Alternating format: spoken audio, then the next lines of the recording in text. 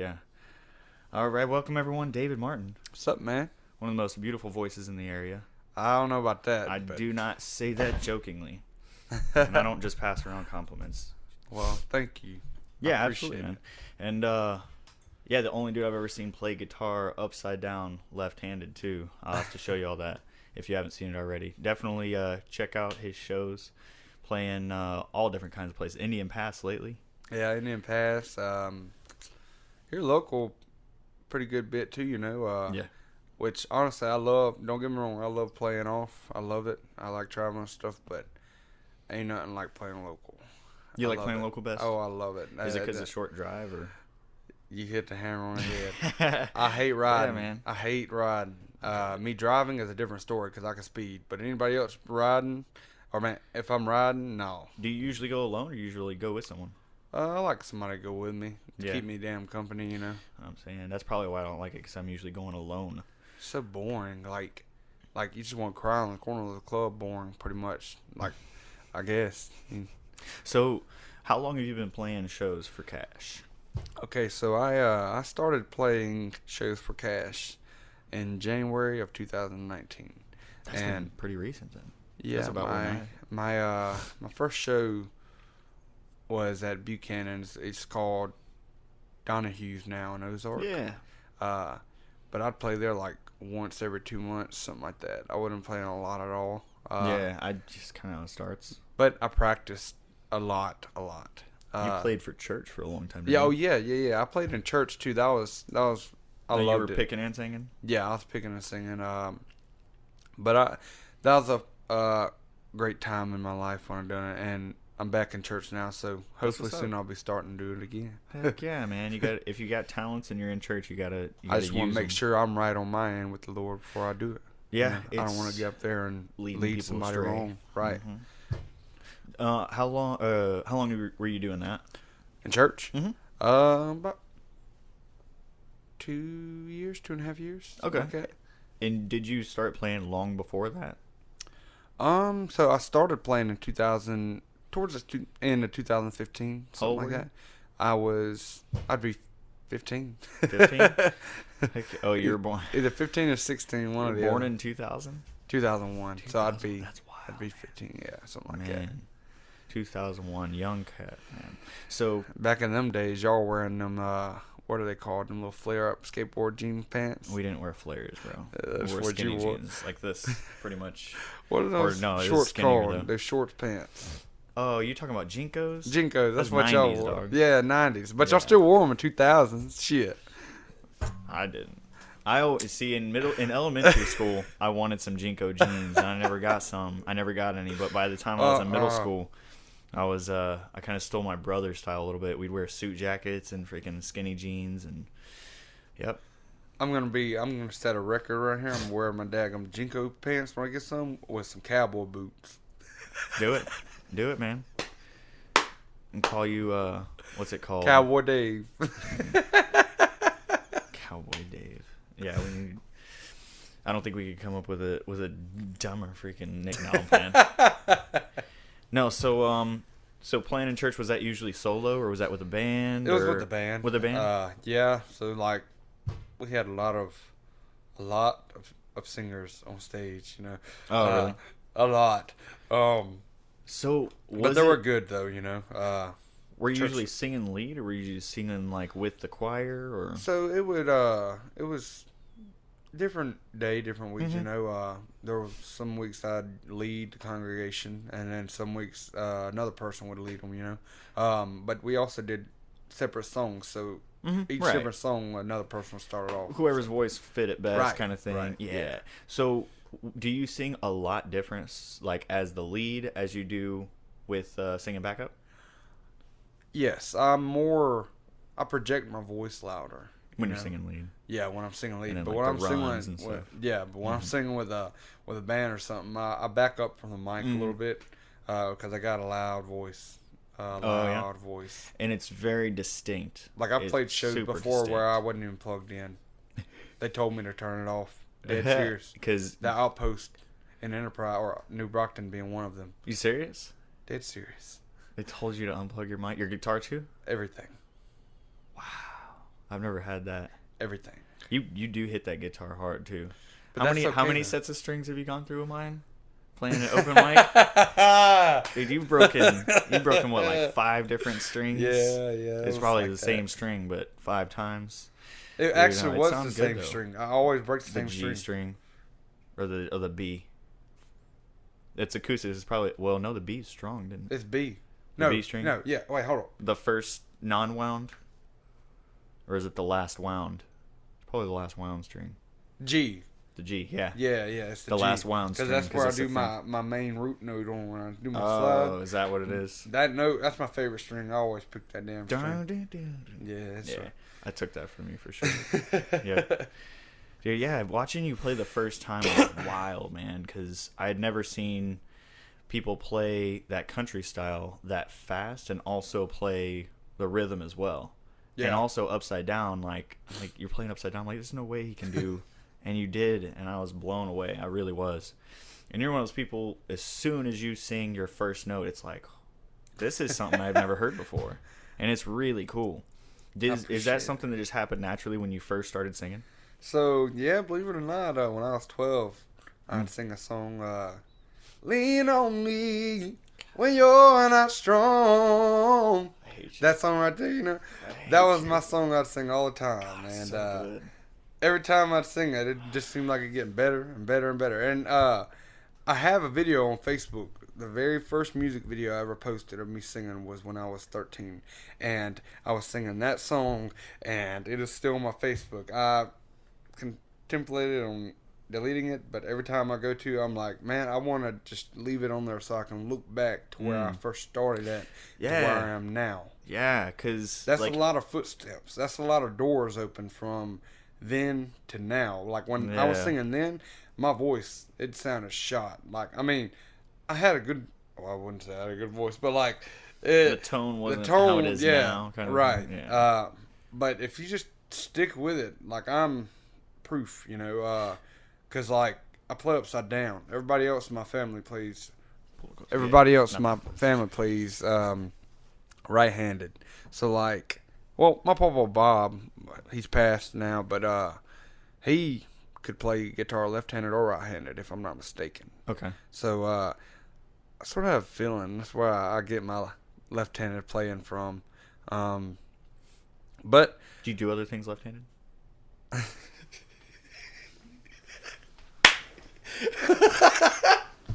Do you write left-handed? So joker. This is what I get for bringing oh, you're not 19 anymore. That's right. I'm not 19. Dude, I swear you'll be 19 bro, forever in my head. that literally come to my head as soon as he pointed. It did that. Because it was... Because it's true. No, do you write with your left hand? No, it's not, but... do I write with my right hand? With your left hand. I don't write with my left hand. I write with my right hand.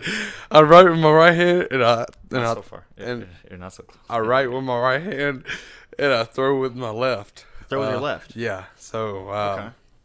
I like- wonder if just like that dexterity with writing helped with your fingers or with your Probably, fretting as you well. know, I excel in writing and reading. Like so handwriting itself. Yeah, like when I was in 3rd grade, my reading was like a 10th grade average level for reading. Dude, I've always loved reading, and I've always loved writing, but reading is where I love reading. I mean, I don't do it as much now, but when I was in school, dude, I would read books that people in my grade wouldn't be able to read. Yeah. What would you read, like fiction or nonfiction? It varies, you know. Now I read a lot of the Bible. Really? And I used to could not understand it, but once you're reading it and you read the scriptures over and over again, they teach different stories every time. Yeah, I mean, it's just like I think a lot of stories are that way, but especially the Bible, that those stories have been around for so long. Right. And it's weird how, especially when you're younger, a lot of those stories just are nonsensical. Yeah. Like, what is that? It doesn't, that's the weirdest thing I've ever read. And then later on, you start to experience certain things. You're like, oh, maybe that meant this. And like movies, like I won't remember certain parts, and then I'll see a certain thing. I'm like, oh, wow. That scene that I didn't even think mattered was like one of the heaviest scenes in the movie. Right. Yeah. Same thing with the Bible. Yeah, for sure. Exactly. So you were talking about opening doors earlier. Speaking of that, what is the main thing that has gotten you bookings? I'd say dedication and effort. So you just Yeah, contact a lot of different bars and clubs and everything? I wasn't really and with a places, managing company. I've never been with one, but I was Me neither. with a person that was helping me, Okay. But Like that's another story would for another day. contact them for you, or he Yes. would, okay, I got But in the long run, I got ripped off. So, you. Did just you get to sum it keep up. those contacts and everything though? Oh yeah, oh yeah. I That's still good. got them. That's where I play at nowadays. But a majority of it, I booked my own self. Yeah. It's all about social media now. You can't really go in a restaurant and be like, hey, what's y'all's dates look like? Can I play you a song? Because they're not gonna let you play a song. No. It's all media. Yeah, I agree. I've gotten all mine from messaging and calling, Right. emailing, and I mean, there's certain places I've contacted 6, 7, 8 different times and no contact back. Just Yeah. keep on keeping on, and eventually your name will get to their ears from someone else. And Yeah. Now, see, with me, I know this might sound crazy, but the places that I've spoke to about getting booked at and they don't get back with me, if I ever make it semi-big and they want to book me, I'm going to tell them no. And if I tell them no, if I want to play it, I'm going to overcharge the hell out of them. And I'm Make 'em telling pay that for on those video previews. because I don't give a damn. Because, yeah, that is nonsense. How you going to not book somebody, but once they make it, you all fine, handy dandy, you knew them. No, you didn't know me, bitch. You didn't know me at all. Tell us how you really feel, David. Hey, I'm I don't sorry. think I've I'm ever sorry seen, for I don't think cussing. I've ever seen you get that upset. That's a touchy subject, woman. Man, everything's have so the damn same- they mainstream don't now. have- Just like country music nowadays. They call it bro country. And I'm sitting here letting not a a big fan. ass rant out on your video, and I'm sorry. No, let but it out, that's bro. just how I That's what this is feel. for. That's just how I feel. Like, music isn't what music was. I At agree. all. And it don't matter what genre. Even blues isn't what blues was nowadays. People putting out blues albums still? Yeah, I guess Some. John Mayer put out blues album. I think it's You great, never though. heard of Marcus King? No. Is it blues but not Oh, it's good? blues, but it's like a soul blues. Is it good? You like it? Dude, the dude's from South Carolina. You wouldn't think he's a rocker at all, but Mm-hmm. the damn dude can play a guitar. He's one of the best players I've ever seen in my life. Really? I put him up there with Joe Bonamassa and Stevie Ray Vaughan and Jimi Hendrix. Really? Oh yeah, I put him on a pedestal with them. Speaking of, who's your favorite guitarist? Joe Bonamassa. Joe Bonamassa. Yeah. He plays a little bit like he has some jazz Yes. stuff in it too. Yeah, right? he plays some jazz and stuff. He's always doing collabs with people, Okay. like Beth Hart. He did a song with her. She's a blues singer. Okay. And a lot of people don't like him because they claim he overplays. But to me, if you're not overplaying a fucking guitar on blues, then you're not playing fucking blues. Blues is for guitar. I remember the original blues wasn't really even singing. Right, it was just guitar. It woke was up this morning, Muddy Waters band. If you hear them, they don't use fucking pedals. They use just a straight guitar. And Yeah. if you can make a guitar sound like that and you're not using damn pedals, then that's blues. So do you ever play electric at your shows, or is it all acoustic? Mainly acoustic right now, but I plan on getting electric. I actually found a left-handed Strat that I'm wanting down in Oh, Dothan. heck, you'll still string it Oh upside yeah, down, yeah, though, oh won't you? yeah, yeah. I'll forever string my guitar right-handed. 'Cause- Forever. I so- won't ever play left-handed. Man, that's I can play left-handed, but I won't ever play left-handed because you've learned to play that way. right, and I'm more, It'd be like me stringing mine upside down. and it's more unique. That too. It's a throat grabber. Like even the old women, dude. Like they just as soon as they see it, they're like. I've never heard that term. Like serious, bro. Like they grab you by the dick and twist it. Seriously, I'm fucking serious. Like, I never thought that David Martin would provide the dirtiest podcast I've ever been a part of. hey, it happens, man. Like, Oh, so I'm going to tell you the weirdest question I've ever been asked at my show was at Patty's Raw Bar in Patty's Raw Bar. St. That George sounds- Island. That sounds Yeah. dirty. got asked to do a threesome. Dead ass. This is no lie. I'm not going to say The two names I Well, know of because I'm friends You're with not him on gonna my say page. his name or his boyfriend's. Dick. What was his boyfriend's name? Fuck off. But I proudly turned it down a little bit. You're driving all the way out. You're doing, a few hours out. Right. What all states are you playing in? States that I've played in so far is I've played in Mississippi before. I've played in Texas. Really? Played in Indiana. And when you played in Texas, were you living here? Yeah. That's been So in the last about couple of years? 3 months ago, I went on about 3 or 4 months, something like that. I went on a little tour. Oh, no way. So I went out and played in Wichita Falls, Texas. Wichita Falls, Texas, and Morristown, Indiana. And I was going to be playing some shows in Tennessee and Kentucky and stuff, but those fell through because of weather. So, which is fine, there's always next year. And I do plan on going on another one this year, hopefully. If the good Lord willing and the creek don't rise, I'm planning it. So did you just call different bars on like a certain path, or what was how'd you go about doing that? Yeah, pretty much. You could go about doing that. But the one I got hooked up in Texas was my uncle. He lives in Wichita Falls, Texas. Okay. And that's where I played at. So it was all about communication with him, but with him and her, the bar owner. So it was really just one place was your destination. Did you play on the way there, or did you just drive there? I just drove there. I drove there, and then from there I drove to Indiana. Okay. And played in Indiana. And then from there I went to Kentucky, and then I went to Nashville. How was Nashville? It was all right. It was all right. That sounds about right. Like, I don't know, man. Seems so seems way cliche. overblown. Everybody you meet's fucking guitarist. And then you're not special. Right. You're not, and they I can like being sing. special. They can sing. They can play guitar. Everybody there plays something. Yeah. They play the damn radio. No, that's everybody here. Yeah. But yeah. So what made you stick with playing guitar? Was it because you got to play in church, or did you just really get hooked on it? What made me stick with playing guitar, what made me get started first was I went to Gulfport High School. I was in high school. Okay. And I made bad grades on my report card. And my brother, he wasn't in school at the time, but I just want to throw this in there. When we were younger, we'd both get our report cards, and his would be bad, and mine would be good. But he'd tell my parents not to let them know that we got our report cards. So me being me, I wouldn't. But when the time come around, and I made bad grades, and he made good ones, what's he do? Skiddly doop diddy doo up to the parents, boom, fucking give it to them, and then they come to me, and that's how I learned how to play guitar.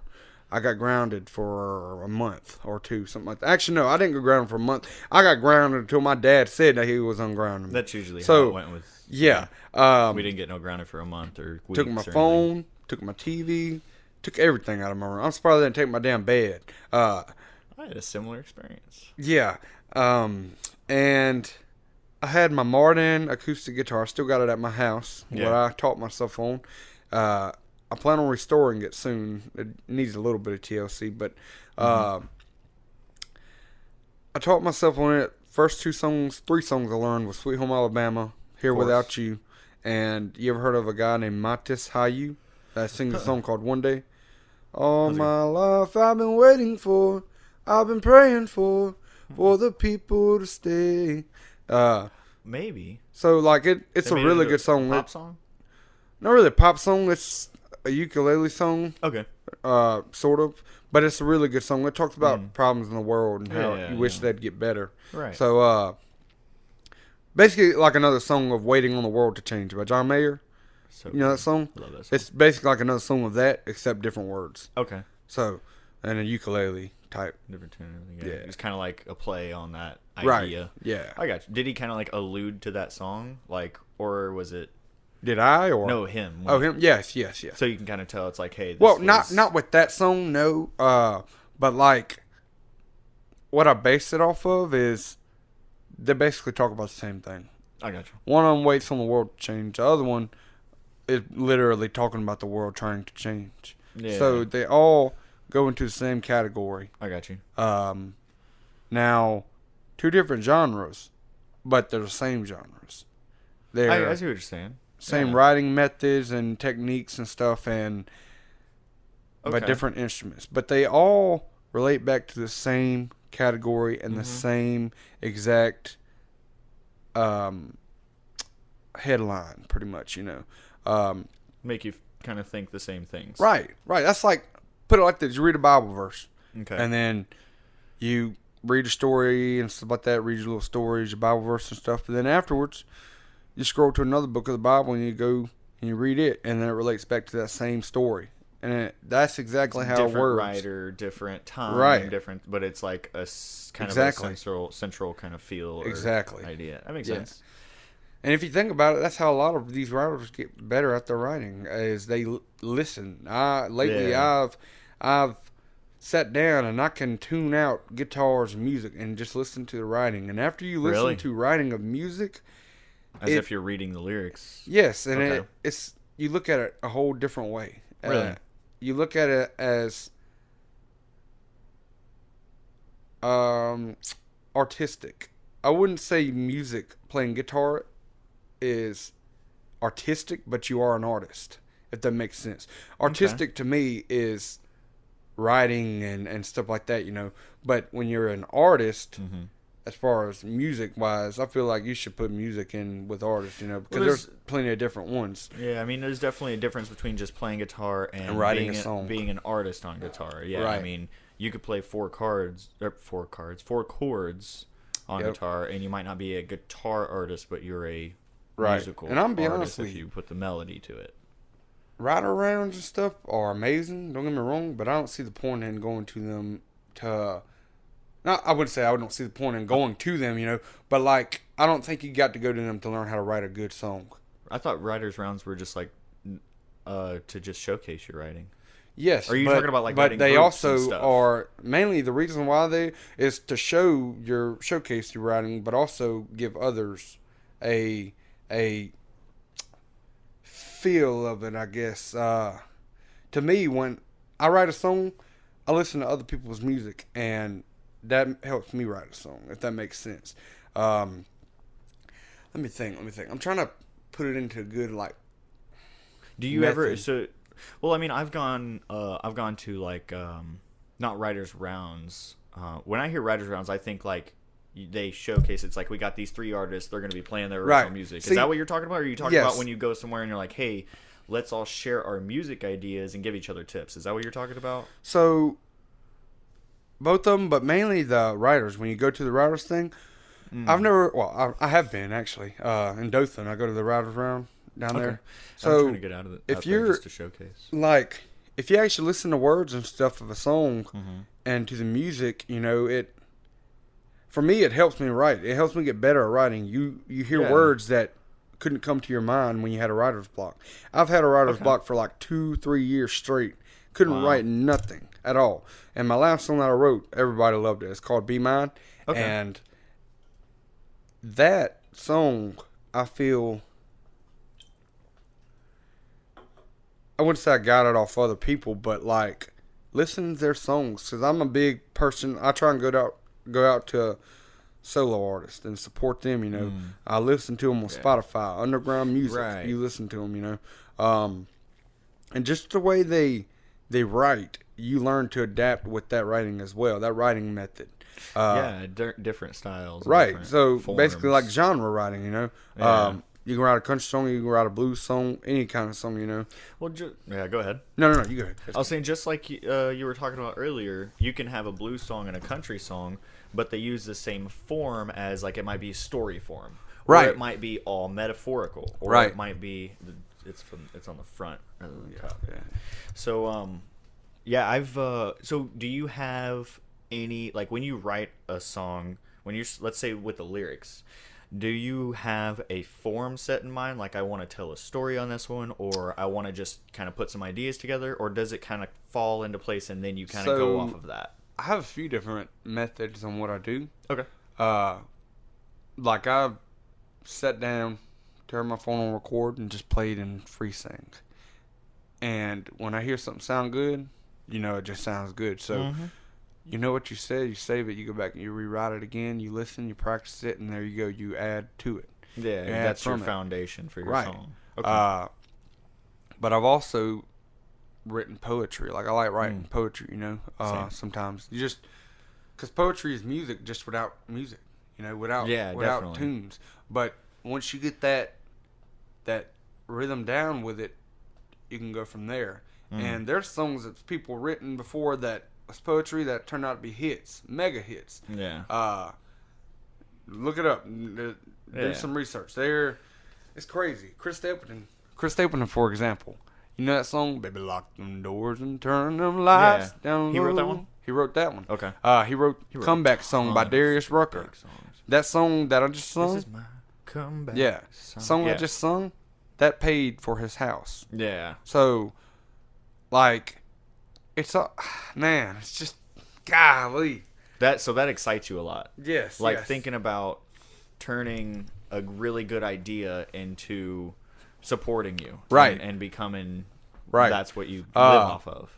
And Chris Stapleton, if I'm not mistaken, he's got a short video on how he writes. Okay. Like what he bases it off of and stuff, you know. And like the way he explains things is pretty nail on the head with what I'm saying, you know. Like it just makes sense to you. Right. Okay. Just the way he explained things, man. He didn't run into no roadblocks, you know, pauses. He just explained it. And once you can explain something without pausing, without thinking of something else, then that's how you know you're well. You've thought it through enough that you know it well. Right, and you're experienced. Okay. Well, I mean, you're from the groundwork. His discography can show that he's right, experienced. Right. I mean, he's written for the biggest names out there, from Rihanna to the one you just mentioned, Darius Rucker. Yeah, and then who's the Baby Lock? Josh Turner. Yeah, Josh Turner. Yeah, and other pop names too. Yeah, he's written a lot for Justin Timberlake. Yeah, he's written for who else?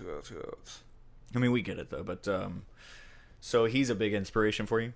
Yes. Yeah. I love Chris Stapleton and his music. How about his singing? Is this his singing in particular? Anything special to you? Man. Yeah.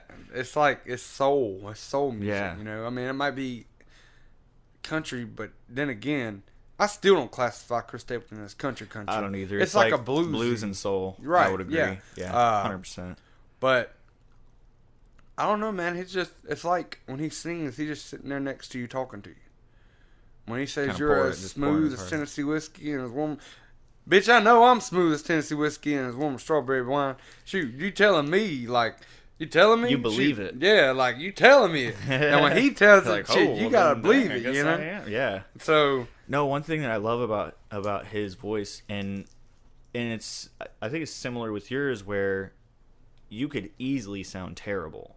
Right. But he lets it all flow out. Exactly.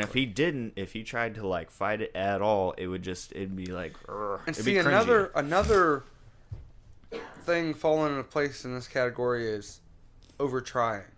Yeah. So when I first started music, I would have a bad problem on over trying, whether it be singing, whether it be lead. I'm like just doing too much and trying to do things that were above your skill level, maybe, or just that you were trying too hard. I wouldn't say above my skill level, but I would say I was putting too much effort in. That's why when I'm playing, I don't think about the next note I'm gonna play.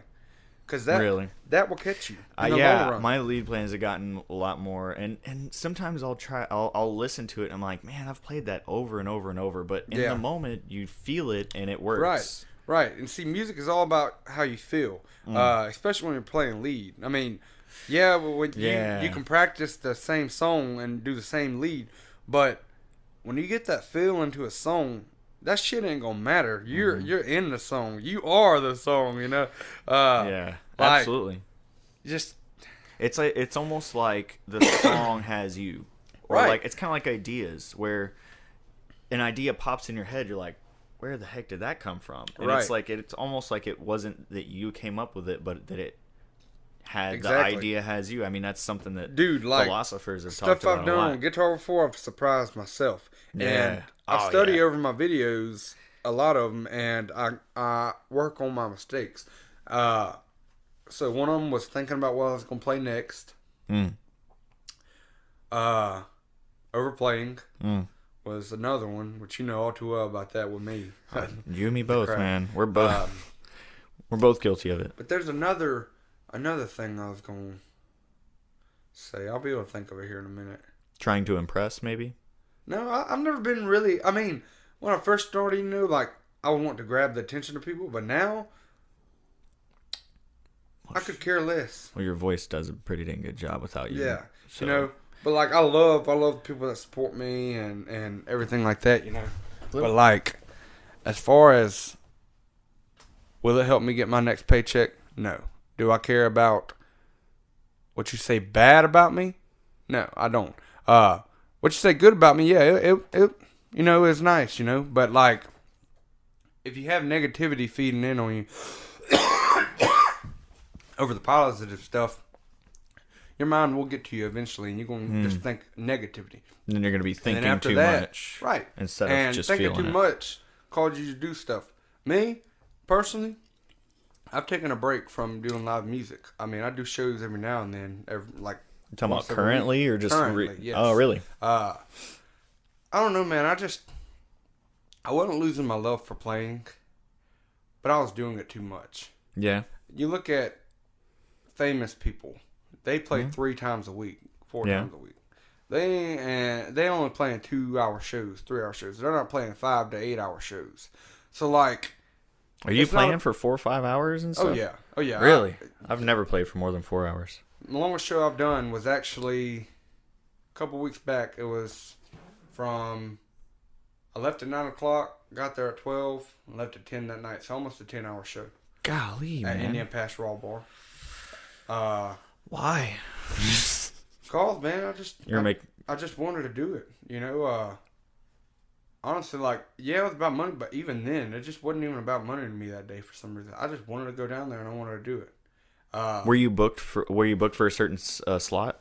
Yeah, I was booked What from was your 6 to 10, but I told them, like, I'll be down there at lunchtime today. I want to come. I want to come play. Because I love playing. You Wow. know? But just lately, man, I mean, Do you think that's because you've taken a break from playing shows and then you just kind of got an itch and you just wanted I to feel get like out? taking a break. I wouldn't call it taking a break, honestly. I Just kind of stepping back a Right, little, not just like- not booking 2-3 Exactly. times a week. it takes the fun away from things. That's Yeah. why I got a job, you know? Yeah. Because once you start doing it full time, and I mean full time, yeah, famous musicians do it full time, but they're not full time. They're 3 days a week. They're 4 doing a days lot of week. traveling a lot of times. traveling, Yeah. exactly. Driving for 6, 7, 8 hours and But when playing you're for a few. singing for 4 to 5 hours, you know, I've never done that it. takes a toll on you. Heck yeah, it does. When I How'd you? first started on February 5th of 2019, traveling to Florida playing shows. Yeah, dude, those are rough. I played a 4-hour show at Harry A's, That's rough. and then afterwards, I went to High Five Dive Bar, and I played for almost 3 hours there for them. Dang, And then, it's a long day. after that, I had to go to Scallop Republic. Did another one And after that? I Or the didn't next day? do a whole nother show, but I played a couple songs to get my foot into the door. Right. So- because you knew you know who was playing there or something. Right, Or like that's, yeah, I got you. that's a lot of work right then and there, Yeah. especially with that. Like you're not supposed Yeah. to sing that much all day. You know, you got to give your vocals rest. But I was So after playing for 10 hours at this Raw Bar, is that what it was? just Indian Pass Raw Bar. Man, how'd you feel at the end of that 10 hours, man? I was rough. How was the last couple hours of playing? I made it fun. I mean, I can make it fun no matter how, because I don't never not want to be there. You But just get worn out and tired. yeah, right. But when you're like that, you should play your favorite song. Yeah. Pretty much, Yeah. and then that just regenerate, you know, and it's like, fuck, I Especially- love doing this. Let me ask: Does a reaction from the crowd invigorate you too? Yes, that plays a big part in Yeah. to doing that. And- Because if I'm playing, keep in mind, I'm not the type of person to be like, man, y'all got to clap, you know.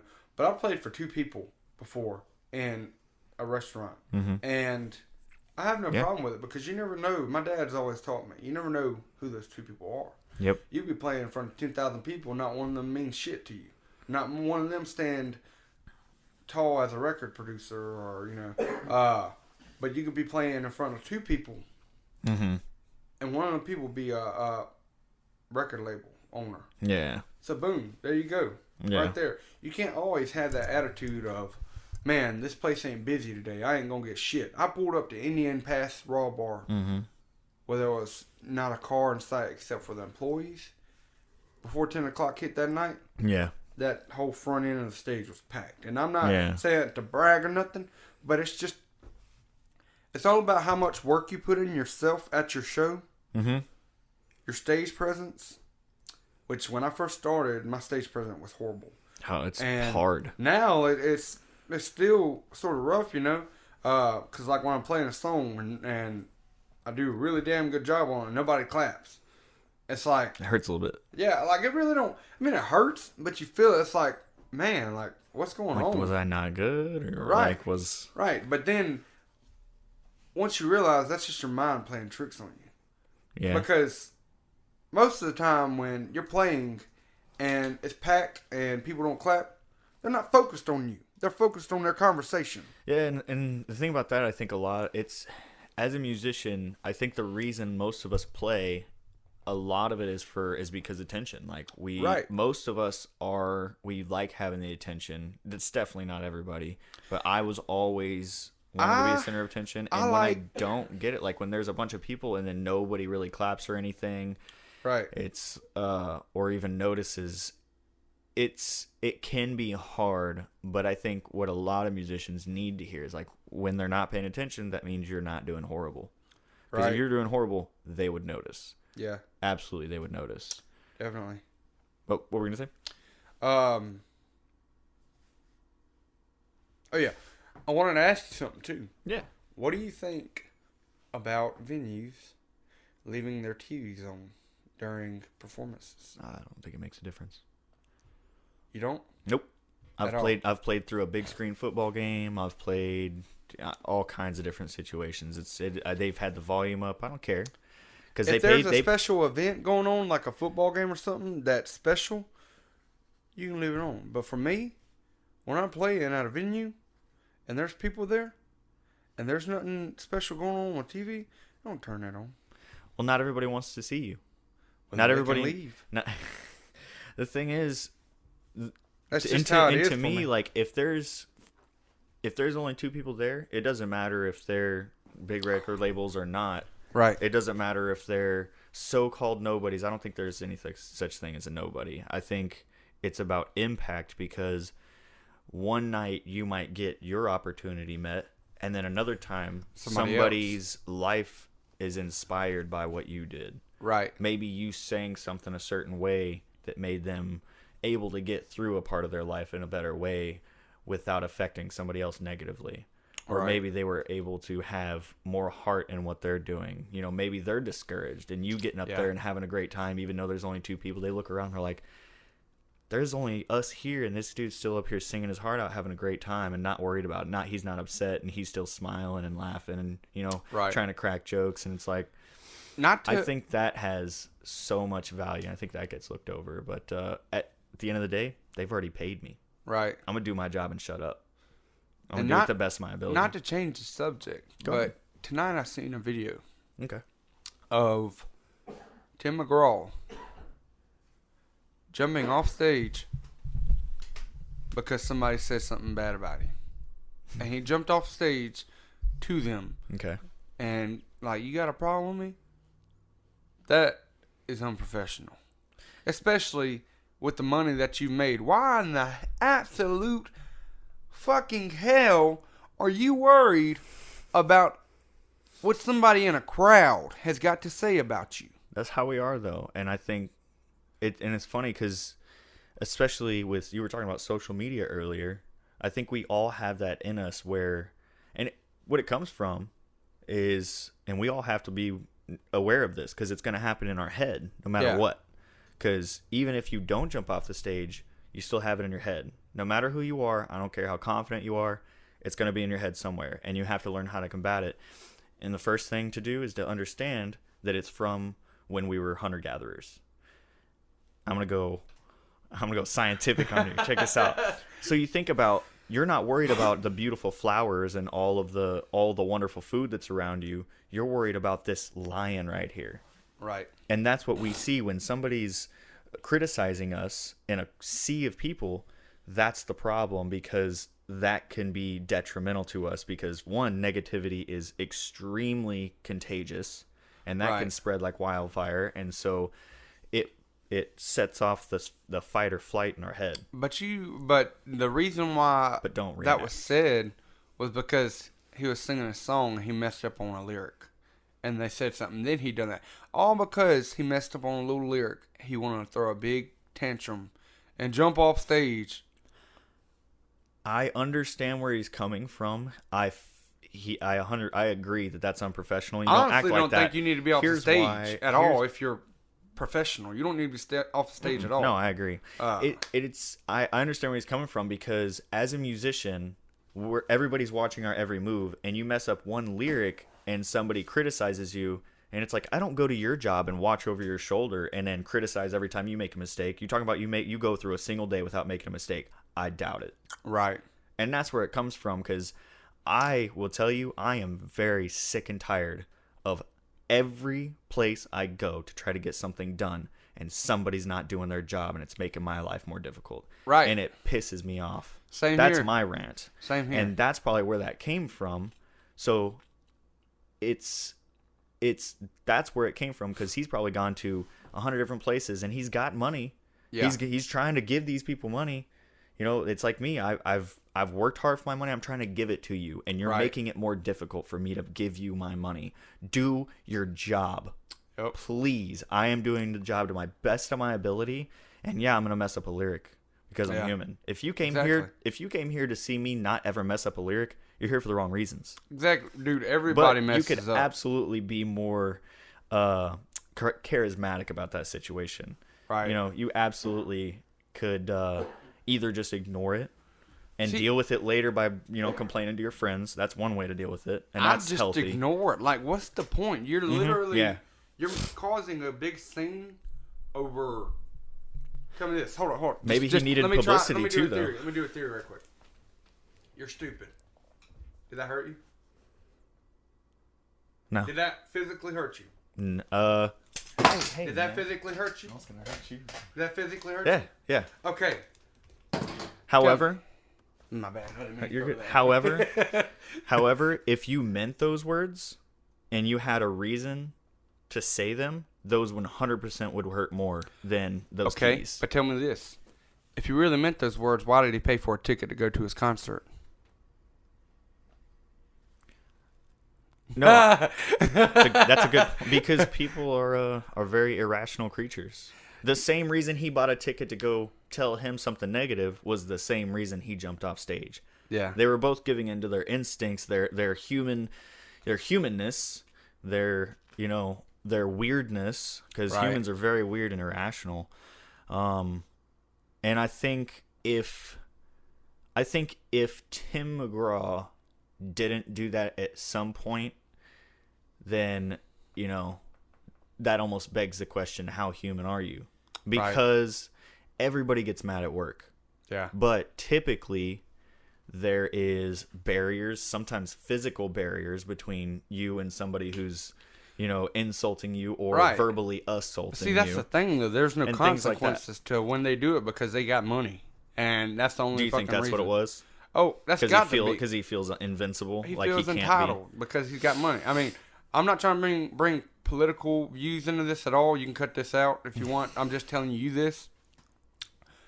Get this, Tim McGraw, his old little wife, Faith Hill, or man, she is against Second Amendment. Okay. He sings songs about Second Amendment back in the day. She brainwashed his ass to turn against Second Amendment. But hold up. He's an actor in the new, it's a TV series, like an old Western one. I forgot what it's called. Okay. Tim McGraw is in that damn Western show. Guess what he's got on his hip and in his jacket? 2 guns. Two guns. I'm gonna give you a couple reasons why that's a silly argument. Hold on. But go ahead. Okay. Why are you going to be? You can be against Second Amendment, but don't sit there and promote it on TV if you're against it. You are so double standard, and you are not living up to what you're supposed to. How are you going to tell somebody that they can't do this, but yet you go ahead and do it yourself? It's also depicting a different time. And so somebody can absolutely believe that right now the Second Amendment is not needed, that you don't need to have guns because of how our situation is now, whereas in the Wild West, you had to because there didn't have vast police forces and the law, it was a different way of living. Right. And you also had critters everywhere, and it was outlaws everywhere, and they'll pull on you in an instant if you don't have it. So I think that just because you have a belief of something how it should be now doesn't mean, and even if he believed that way in the 80s and the 90s and he doesn't believe that way now, doesn't necessarily mean he was brainwashed either. Okay, but if it falls into that, why is he acting in the movie though? He don't have to act in the movie. He's made a lot of money as it is. He's made money as it is. But he's sitting here double standard ass man. Fucking get the fuck out of here. No, I definitely believe in the Second Amendment no matter what the situation is. Right. But see, that's just, I mean, like, I'm not trying to cause a big problem out of it or nothing, but like, I just don't like double standard. Like, how you going to tell somebody or try to make somebody not do it, but you do it yourself? It's hard to live by everything you say, though. It is. And we all slip. And especially if there's, like, it's easy for us to pass judgment on somebody like that, but let somebody else give you a part in a movie. Yeah. That's, you have to cross-dress. I'm sure you probably do. I don't know what. Like wear a woman's? Yeah. Fuck that shit. God ain't making a woman ain't wearing a woman's dress. No, I don't care how. Well, I wouldn't say I don't care. Exactly, bro. It depends. And also, what it's gonna do for his career, the legacy he's gonna believe, or that he's gonna be leaving. Yeah. You play in a country film as a country, or you play in a western film as a country western artist. Come on, man. There's nothing better. Yeah. Like, there's just nothing better. And so I think a lot of times, I think you're completely reasonable to think, to have that thought. But I also think it's a silly thought to have. And I think a lot of times, people who aren't given opportunities to go against what they say, it's easy for them to pass judgment. Just like, for instance, I heard a joke about Tiger Woods.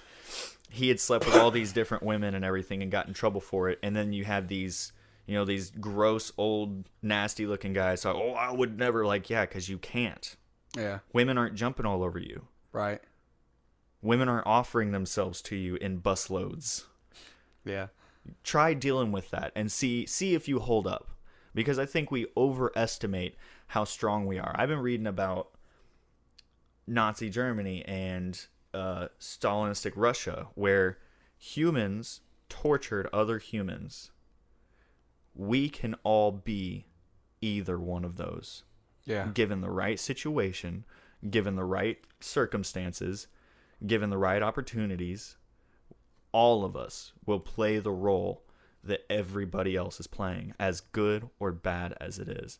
And it's our job to do our best to keep ourselves in a situation to practice moral strength, which is hard. You have to do it on a daily basis, and it makes your life harder. Yeah. It makes every single thing about life more difficult in the short term, but in the long run, and for the majority of people involved, it is better. But it's so difficult. Right. But it's hard to do. I mean, it can be something as simple as your work tells you to cut your hair, and you don't want to cut it. But it might be important to you to stand up for your rights, to express yourself, so that when you're put in a situation where there's unjust laws being passed, you have a little bit more of a backbone to stand up for yourself and say, no, I'm not going to obey those unjust laws because I know what it can lead to. Because your boss might tell you to cut your hair one day, and then another day they say, oh, you need to start losing weight. Yeah. Or you need to start changing your lifestyle. Oh, you can't be seen at this place. Look at the sheriff locally who's saying cops can't be allowed in certain bars or allowed to go to bars. And I don't know where exactly, but it's in the area. One of the local sheriffs, he's telling his cops that they can't be in certain bars. This happens all the For time. what? Just because he believes that it looks bad on the department. What? Exactly. And this is happening always. Wait, I sort everywhere. of get that though, because there's a lot of I wouldn't say biker gangs, but biker trouble around here. So and especially at bars around this area, there's always something going on. The point being, it's hard to stand up against those things because you don't always know, am I being ridiculous or am I being selfish? Right. Or and it just goes back to that you don't know who you are until you're put in that situation. If you're put in that situation, and even still, even if you've been put in a similar situation, you have not been in their shoes. Right. And that's definitely a biblical teaching of have empathy for people because you don't know what you would do in their shoes. You haven't lived with their genetics, with their history, with their upbringing, with their group of people that's around them, with their people that's in their ear. All those things play a role. And I think we are attached to our idealistic selves a little more than, I think we give ourselves a little too much credit sometimes. Yeah. But no, I mean, I think it was silly of Tim McGraw to jump off stage and go confront, some a-hole in the crowd. No, but it might have been a publicity stunt that got him more money in the long run because he has more attention. Maybe it was all set up. Yeah. You never know. And when it comes to being famous, They do anything to keep it. it's a drug. Yeah. It is a serious problem. They'll That's drink why kids' blood to keep it. Just start talking about Baughman and Illuminati. Oh man, it's sounding more and more like Joe Rogan podcast every minute. No, so no, my belief on fame is avoid it at all costs. Yeah. Avoid it at all costs. It's horrible. It's a trap. It's a death trap. It is a trap because it's so helpful to life, but also hurtful, like because it comes with money typically. Yeah, and money is the root of evil, and it comes with fame. And fame, you never get privacy. Money's just a tool, though. Money is just a tool. Not necessarily. I can live without money. If you can know the live real without tools too. Right, but if you know the real truth of living, you can live without money. Absolutely. That's why I say it's just another tool. It's just like drugs. There's no bad drug. Methamphetamine, crystal meth is not a bad drug. It is a substance. It has no soul. It has no morality. It is a thing, like a rock. That's all it is, literally, I guess. Didn't even think about it. But those, it all lies in here and in here. It all lies in how, on really your daily decisions. But also, when it comes to playing music as a musician or any kind of artist, I think what I found is the best for me, and I think this would probably work for a lot of people, but what works best for me is I've figured out a way to do what I love regularly, and I monetized it so that way I can have a reason to continue to do it, and it shuts other people up that want to take that away, because if you're doing something you love and it's taking away their time, right, it makes them feel some kind of way. And so it helps you shut other people up when they want to say something about it. So monetizing is important. But also, once you have that, make the rest of your life as normal as possible, as regular as you can. Get a normal job, just like you're doing. You're talking about you were playing too much. If you had a job, you wouldn't be able to play as much. And then another thing for me is I see my son every other weekend, so I can only book shows every other weekend. Sometimes that rule breaks, but it's like twice, maybe 3 times a year. The thing with me, that makes it where it's not so bad. Is if you're doing, once again, if you're doing music full time, like, it just takes the fun out of it, you know? It actually turns into a full-time job, and you look at it as a full-time job. Mm-hmm. Who wants a full-time job? Who wants a full-time job? No, you know what's weird, though, is everybody needs one. Exactly. Not for money, but for your brain to work right. Right. You have to have that steadiness, and you have to have that thing that makes you... If you have a full-time job, you have to get better incrementally, or people will start saying this, or your managers will start getting on you, just different things like that. Right. It's very good to have a full-time thing, because if you just sit, your brain will eat you alive. Yep. That's what happened with COVID. Depression rates went sky high. You'll Suicide forget rates everything went you learned. sky high. Even That in school, too. like I'm good with math and stuff like that, but as far as like Précis writing and stuff like that, I can Précis write. What's that? You've never heard of Précis writing? Huh. Spell it. It's called Praicie.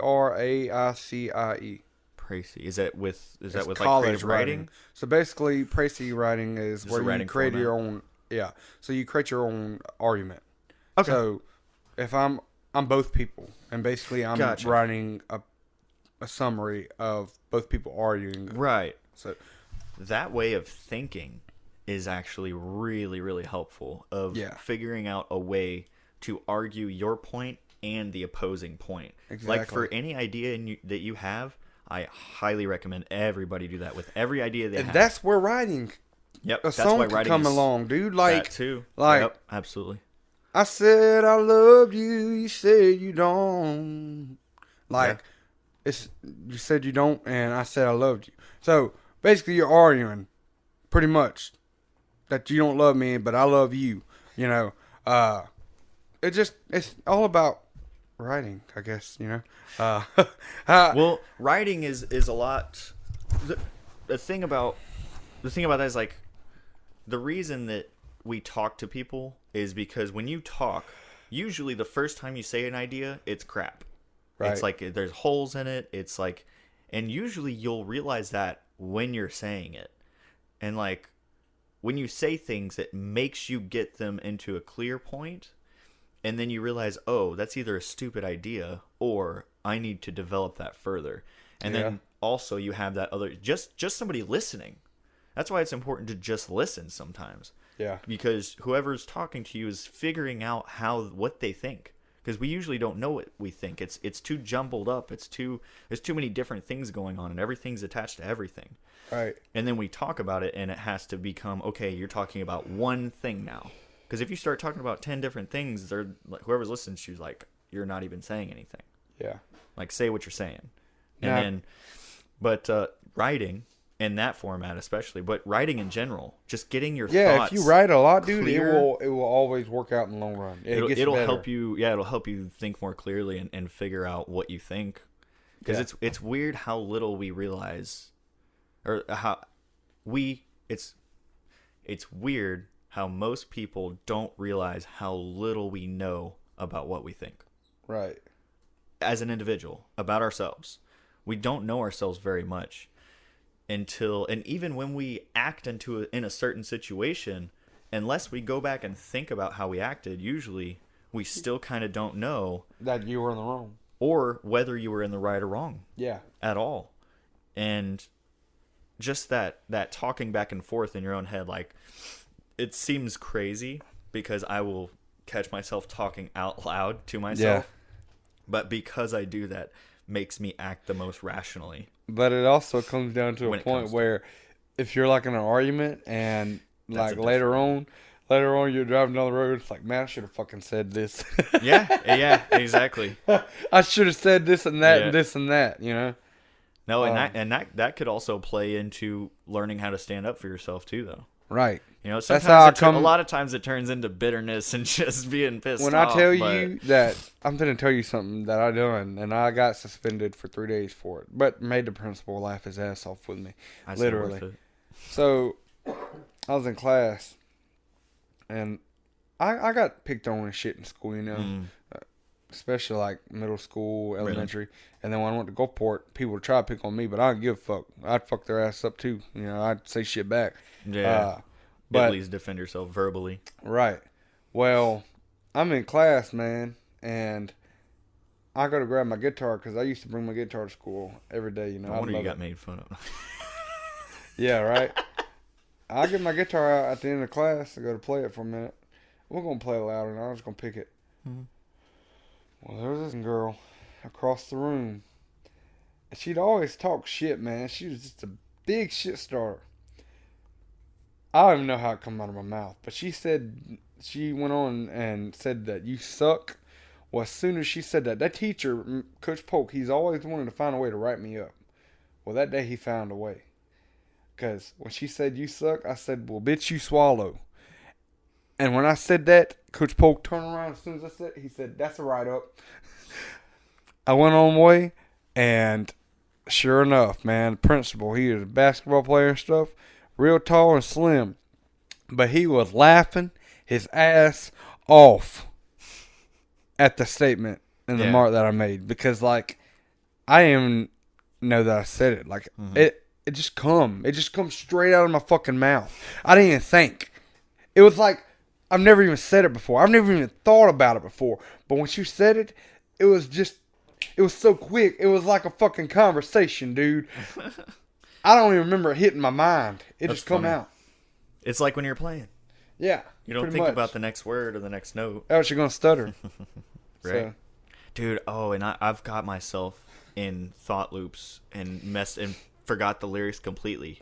Oh, I'm like, my gosh. Oh, yeah, this is the... I'm like... That. Dude, freaking last night I did it, dude. Last night on my show I did it. Yeah. You were playing a song and all of a sudden you go mind blank. It's like, what's the lyric? Man, on Saturday, I guess yesterday, last night at Folklore, I'm playing with Brandy, right? And I don't play her songs all the time. We play probably once a month. And then we'll play probably 10 different songs, the same 10 songs that we pick from for pretty much every Tuesday night that she's there. So there's a bunch of songs we don't play but once a month. And I don't practice as much as I should at all. I wonder who else is like that. No. So I'm sure I'm the only one. No, right? So so I had the list out and we played Rhiannon, and then I go to play the next song and I play a C, play a G. I'm like, I don't remember those chords at all. What does it even start like? And it's a 4-chord song for most of it, and I can't remember them. And I'm like, all right, next song, same thing, can't remember. I'm like, what? I start getting scared. Yeah. I'm like, oh my gosh. I went to the next song. I was like, you know what, baby? All right. I just went down the list to the front. I was like, I know that song for sure. We played that last week. Let's do it. And I had to go back and look up the chords, and I'm like, oh, that's right. And then once I started playing, I was good. But it's just, man, you gotta keep it fresh. Yeah, and always listen to that same song. I mean, you can listen to other songs, but make sure that song was on repeat at least 2 or 3 times in your playlist every day, because the more you listen talking about every song in your set list. Yeah, like make sure you listen to them. You listen to your playlist, your set list songs. Mm-hmm. I can't do it. Why? I hate them. I hate listening to them. Bro, that's how you get better at them, though. Like, really, that's how I've gotten better. You listen to your songs. That's how I've gotten better with my pedal board. I play a whole song on my pedal board, and I play lead behind it. You do the looper? Yeah. Yeah. That's literally like Red Dirt Road. I play it just as a song sounds. Really? Yes. I don't see. I'm different. I'm on the other side because I don't necessarily want to sound just like the song. Like certain points, yes. I'm talking about lead, like music wise, not vocals, but like that part. Yeah. You got if you don't add that in that song, that's not going to be Red Dirt Road. There's songs I've never listened to that I play. Really? Because I've heard other people play them, and I've played them with a group. And then I played them. I heard somebody else play it, and I'll play their version. I'll play like Pat's version of certain songs, and like sitting on the dock of the bay, I probably don't play that structure like the right song. I can't stand to listen to it. I used to play it all the time. Now I ain't played it in a year and a half. Especially when I get done with the show, because I will say when we're about to play a show, we'll go through the songs that we're like, hey, let's just run through these songs and sing them on the way to the show while we're driving. But like. After the show, I get on one of those songs. I'm like, turn this off. I don't care if it's silence. I'm the same way. After my show, tired of listening to those songs. After my show, I won't listen to music at all. Because I got the same 60 songs. Right. Like that's all. I'm working on my way up to 100. Well, with Brandy, we probably got about 100. How many songs do you have on your music on like your phone? My for songs that I listen to? Yeah, that you know of. I probably listen to the same 20 songs. I know 1,080 songs. That you play? I can play them, yes. No, I don't know that many. You turn them on, I'll play them. Now, I wouldn't say every single one, but I wouldn't say every single one of them, but I know them. The ones that I can't play are like the fucking like heavy metal rockets. Yeah. It's like I ain't playing that ever. Yeah. I won't ever be that good. No, I mean I got my full-time job, so I mean I listen to audiobooks. I don't really listen to music that You much. listen to I'm telling you, I audiobooks? listen to the same 20 Bro, you're songs. so weird. You opera person. Damn. That's why I understand how I work. That's how I understand who I am. What kind of Because audiobooks you listen to? right now I'm listening to the Gulag Archipelago. It's about Russia under Stalin, talking about the different concentration camps and How do you work Check and this listen to that though? Like I how? have menial work. I have work that I don't have to think. Half the time I'm just pacing. But listen to this.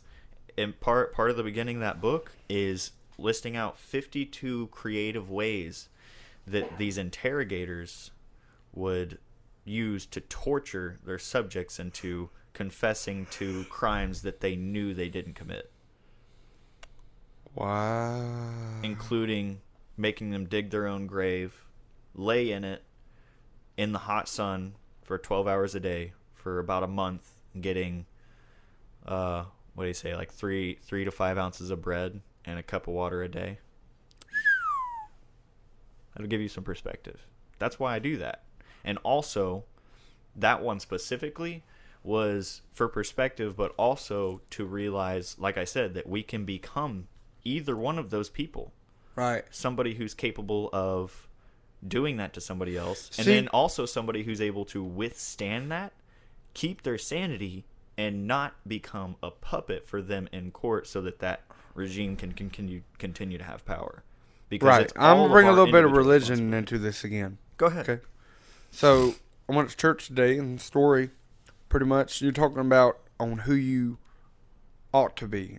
I mean, who you are gonna be, not who you ought to be. You know. Okay. So basically, you know how Thomas Edison, how he invented a light bulb. Yeah.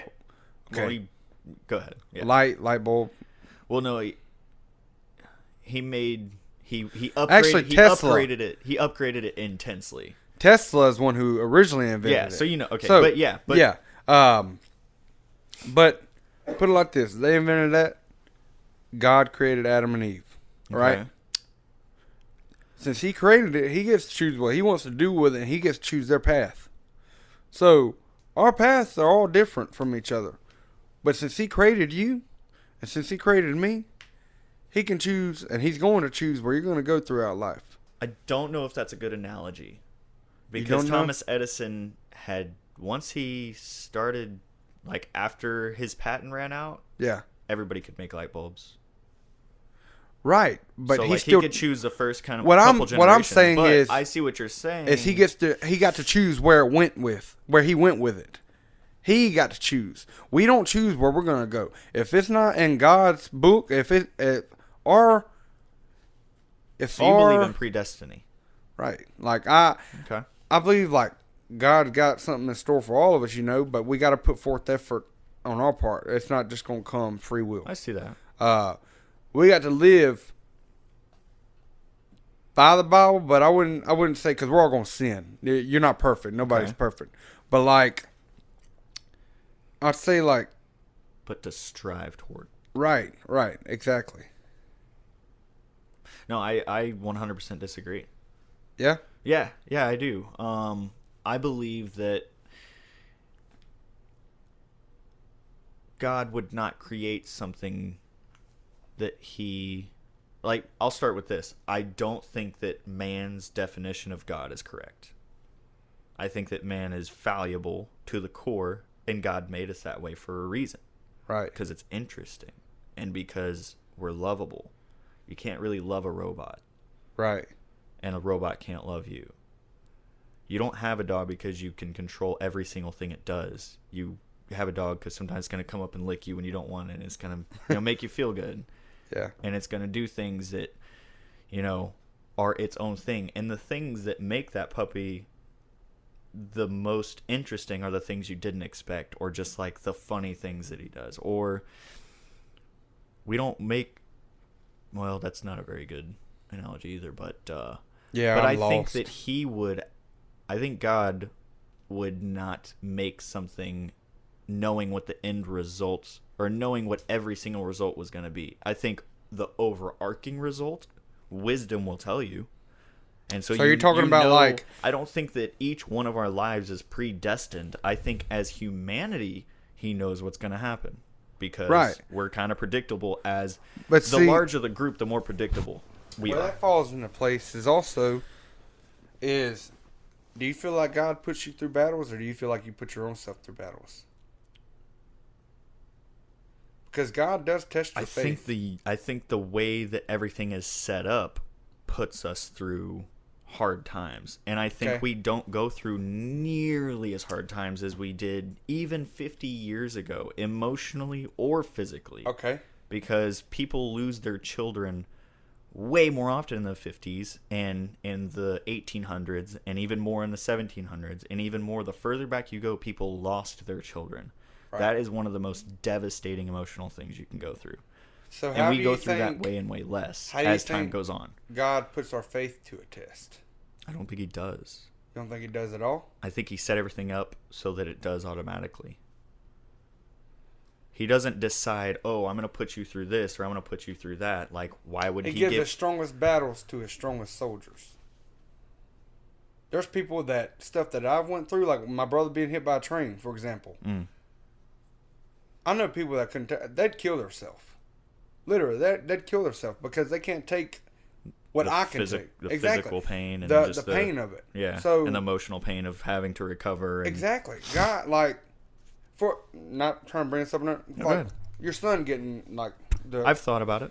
Okay, if I was in that position, I know it hurts you a lot, but it hurt me a lot as well. You know. Mm-hmm. Yeah, it'd be devastating. Exactly. Like it just. But you would have you would be presented a choice at that point. I can either be swallowed up by the struggle, or you have three options. I can get swallowed up by it. I can pretend it didn't happen and try to move on and do as much good as I can, or I can use it as strength, as a story to which is why God put that in your life for it to happen. I see why you can believe that. So like, I just don't believe that. Like I know. Like it comes down to faith. Right. Is really what it comes down to. So there's not really. You know? I guess you're trying to have a discussion where there's not really a discussion to be had. Right, I'm not trying to have debate or nothing like that. I see what you're saying. But it's like, it's one of those things you either believe it or you don't. Right. And there's nothing that's going to happen short of life itself that's going to change that. Right. I don't think any conversation really ever changes that unless you're kind of already on the fence, but I'm already very set. Yeah. I'm very set in my beliefs. I like. And I see you are too, and that's good. Speaking the word and stuff, you know, but I'm not the type of person to sit there and shove it down your throat. Like, right. Like, I like talking about it and stuff, but like. And same here. Like, I'm not going to tell you you're wrong. I'm going to say I disagree. I say I believe. Right. And honestly, the way So you do believe though? I don't believe in any religion. Any religion? Yeah. No, I don't believe in any human's definition of God. I think everybody has their own definition of God, and I think everybody has their own relationship. That. Right. Not accepted, but what is that called? Not, I guess support. I support you in that. Yeah, I mean, like I understand what you're saying. That's your beliefs, you know. No, and I think what it comes down to is, I'm for one not like most people. Yeah.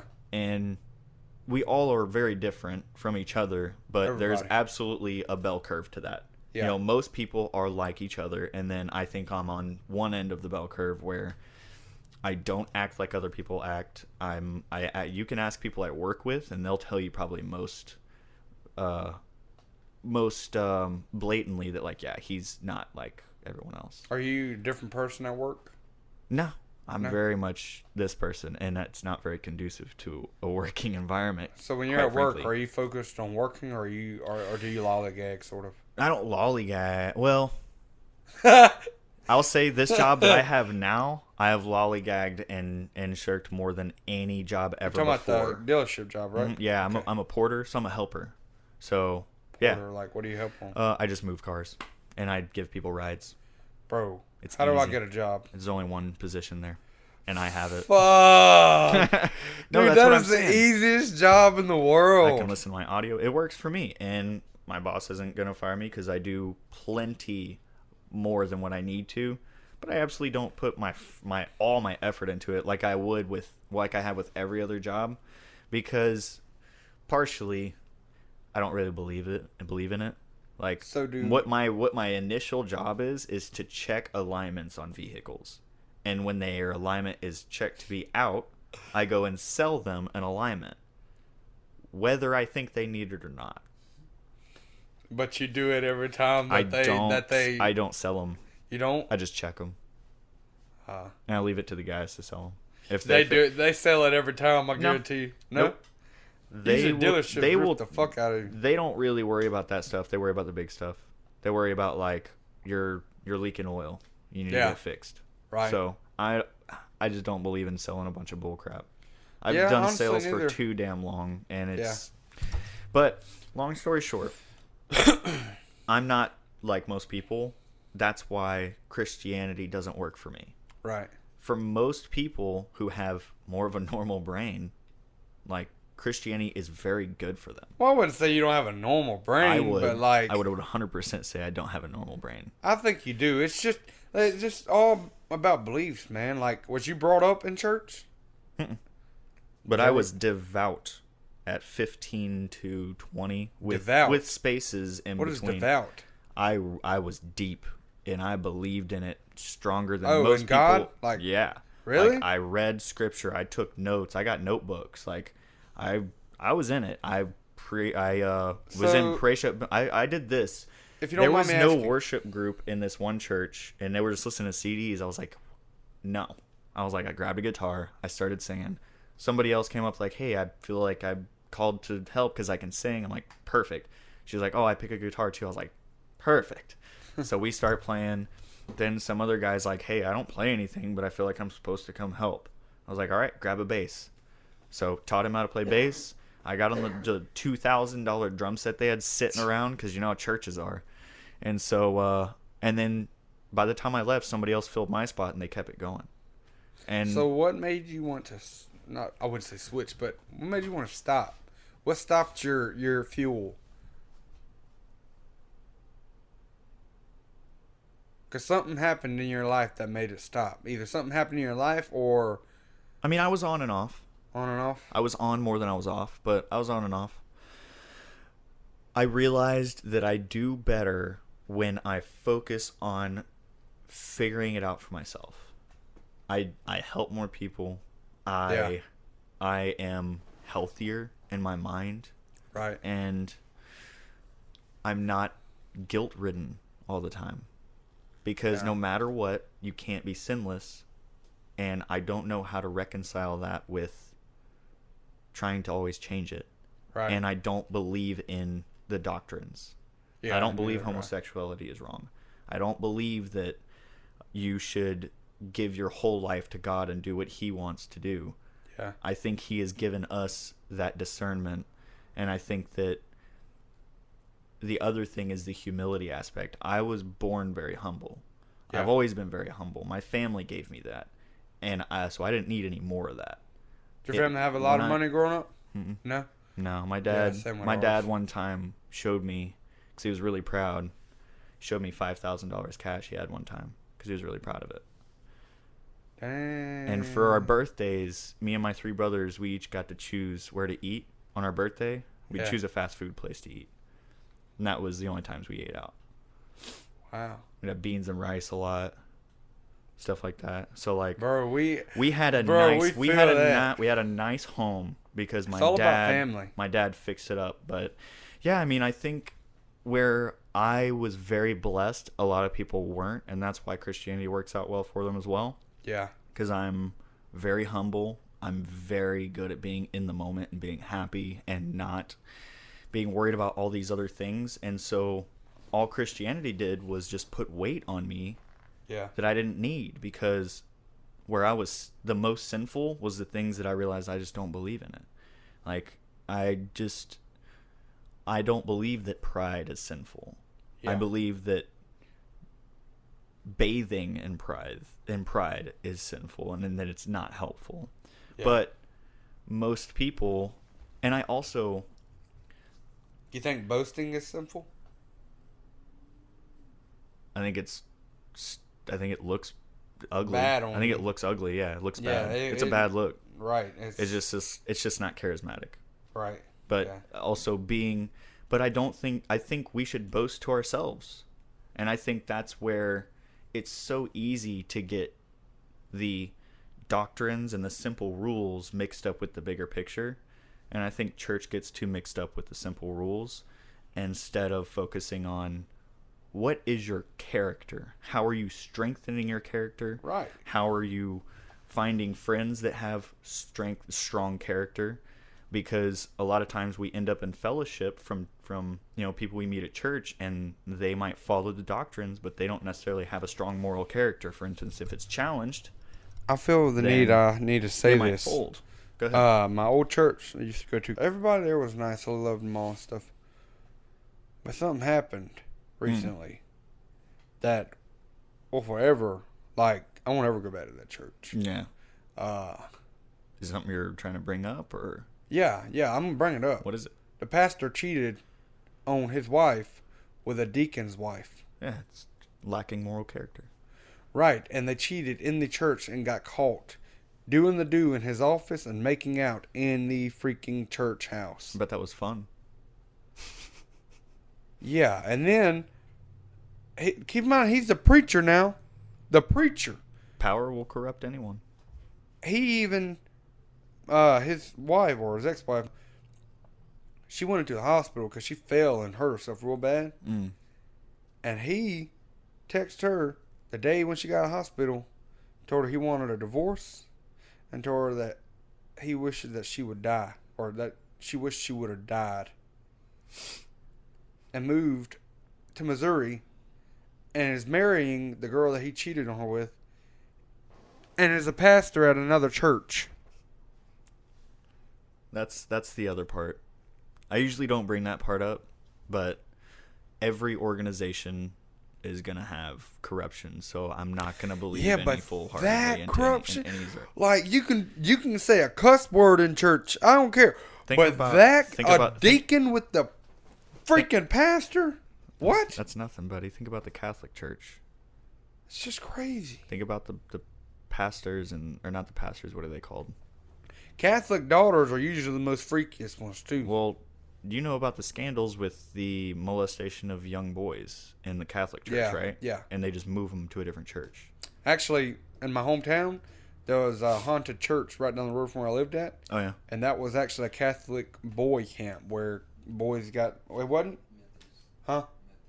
Ooh. Methodist, yeah, Methodist. And it was a Before you boy start camp where passing out. in the back it was fenced in, a white cradle fence, Yeah. but it had separate little like buildings where the boys stand. They got freaking molested, freaking Yeah. beat, dude, and like I don't know if this is true or not because I didn't go in myself. Rocky, did you go in with them? Was it true? Mm. Those letters and stuff. One Yeah. Really? Lincoln off had where a dead chicken on his head the whole week. Wait, one of them. That's what it Yeah. said. That's wild. So yeah, that's I mean, I don't think that's a good reason to not believe in Christianity, but it doesn't help. Like you know? it's just thinking But about my- what went on back in the day, dude. It Like, happens every day. Yeah. It never stopped. it's just crazy. They just they figured out better ways to hide it, or Yeah. it might be happening less, but it's never gonna end. Right, exactly. It's never gonna end. Never. And it's like that's any organization. There's gonna be corruption, but and that's not to say the organization is bad, but it also means you shouldn't base your whole life on it. Yeah. That's my own, of course, that's my own opinion. Well, the reason why I brought that up was because when that happened, dude, like, I know corruption goes on in service stuff, but like, Did it shake your That's faith? just- yeah, it really did because how are you going to be doing that but trying to teach somebody the Bible? And The people that like are it just saying, made me think like how many more preachers up here are that bad? it seems to be that the people that are speaking the loudest about what you're supposed to do have the most wrong in their own lives. Right. That's why before I try to speak onto somebody else of something they're doing wrong, Matthew chapter like 16 or something. Yeah. In the book of Matthew, don't judge the splinter in your brother's eye when there's a mote or a plank in your own. Yeah. 1, you're blind. 2, you're a hypocrite. Right. And sometimes you have to be a hypocrite, but at least admit it. Be like, I know I got a plank in my eye, but I see you got a splinter, and I know you're better than that, or I've been a hypocrite whatever. before. Everybody is. I don't mind. Everybody saying, has. You're at least a hypocrite in your mind if you aren't out loud. Right. Some people just hide it. We're all fighting battles every day with our own mind. Yep. Everybody. And that's why you got to talk to yourself and have those conversations, challenge your own ideas, and make sure that. The only time I talk to myself is when I'm driving. I even write songs when I'm driving. You do a lot of driving, huh? And also, I hate it. I don't like driving. I fall asleep. That's why I don't. That's Same. another reason I don't like driving far. Same. It I scares fall me. asleep when it's after my show. Yeah. That's why I bring somebody with me. Like my That's why I mom, my can't. dad, they got to drive back home because I'm tired. And I definitely can't. I've stopped really drinking. I might have a beer, but I can't really have any more than that at a show I actually anymore. stopped drinking a couple of days ago because Yeah. I threw up a damn demon. It was bad. That's the He good can thing. be- That's he can the be good my thing witness. about drinking is it'll let you know. Dude, it was bad. I you woke up messed next up. morning and had heartburn, Yeah. and I could feel something in my throat right here, but I want to go,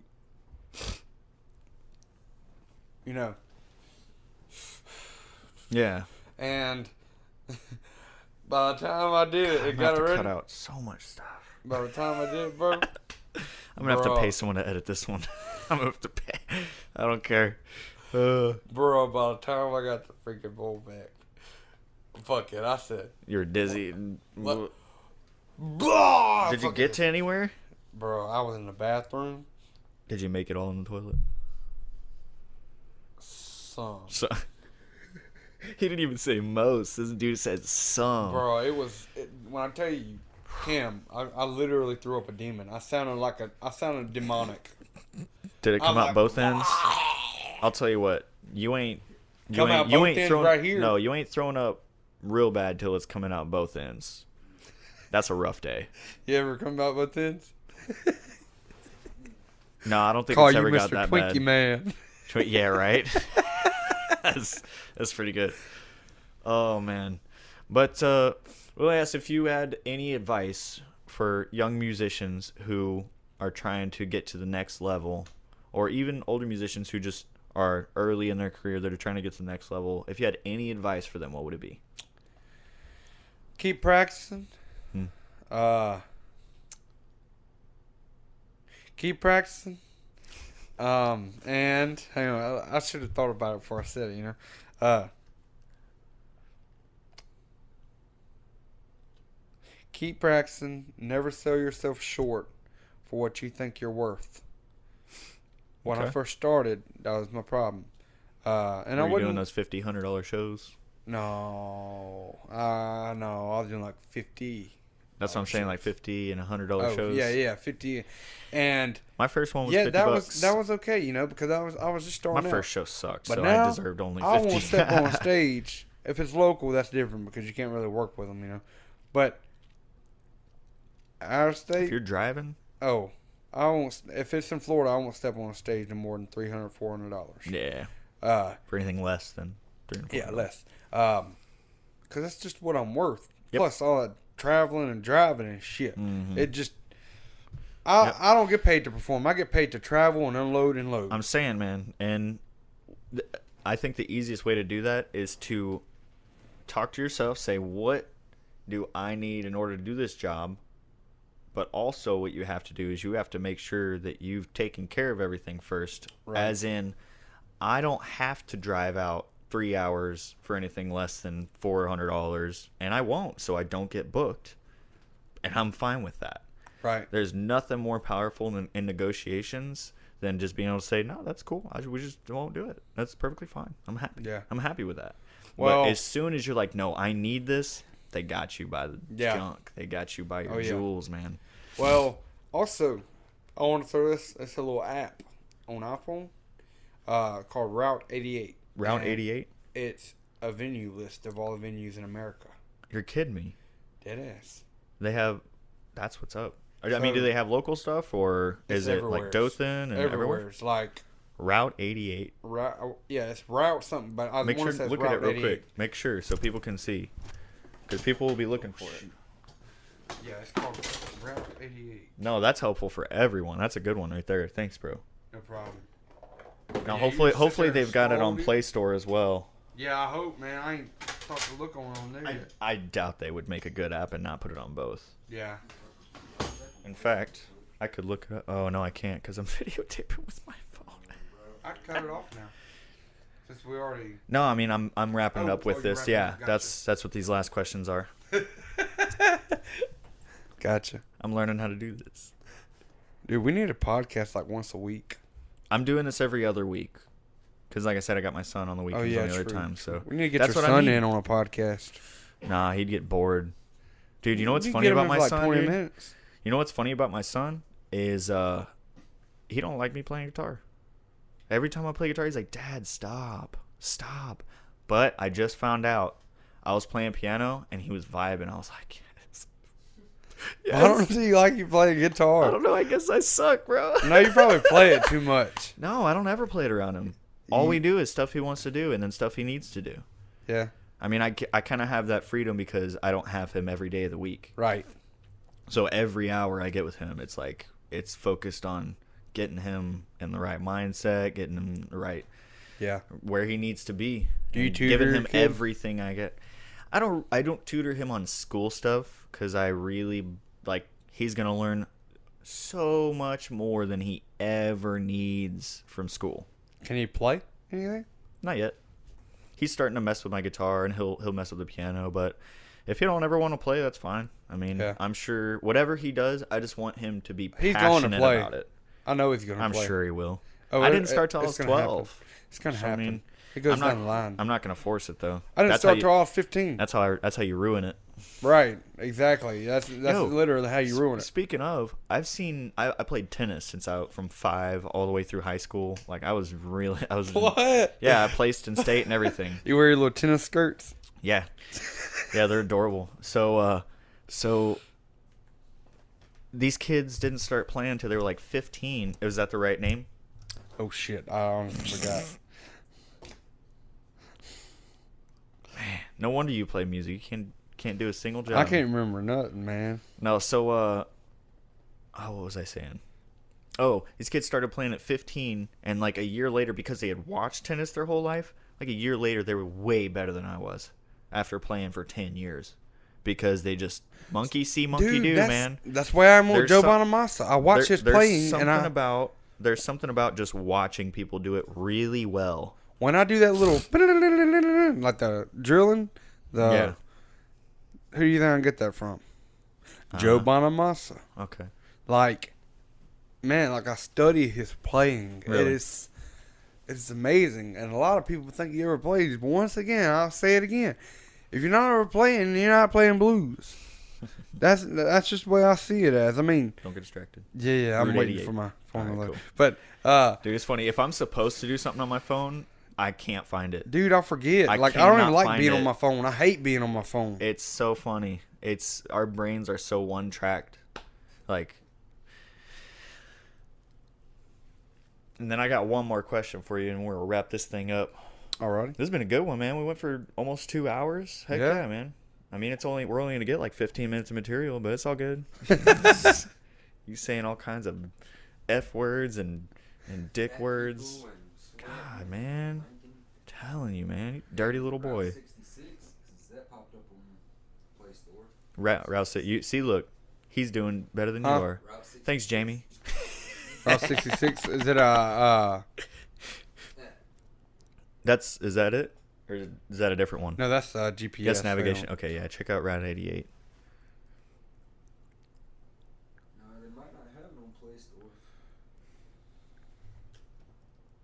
So did you use that, or you just heard about it? So I downloaded that, but I've looked at all the venues and shit like that, but I've never called venues myself. Because, like, I was just always busy. I already had shows booked up and shit like Yeah, that. just from having that booker. Right. Well, not that Booker. No, this was after. It was way. I found this app But he last got year. you. No, but he got you in touch with all those people, right? He got you your first gigs at those places. Yes. So really, he gave you all those contacts. Sort of. Like, Not sort of. I mean, Only- he did. only How many of them?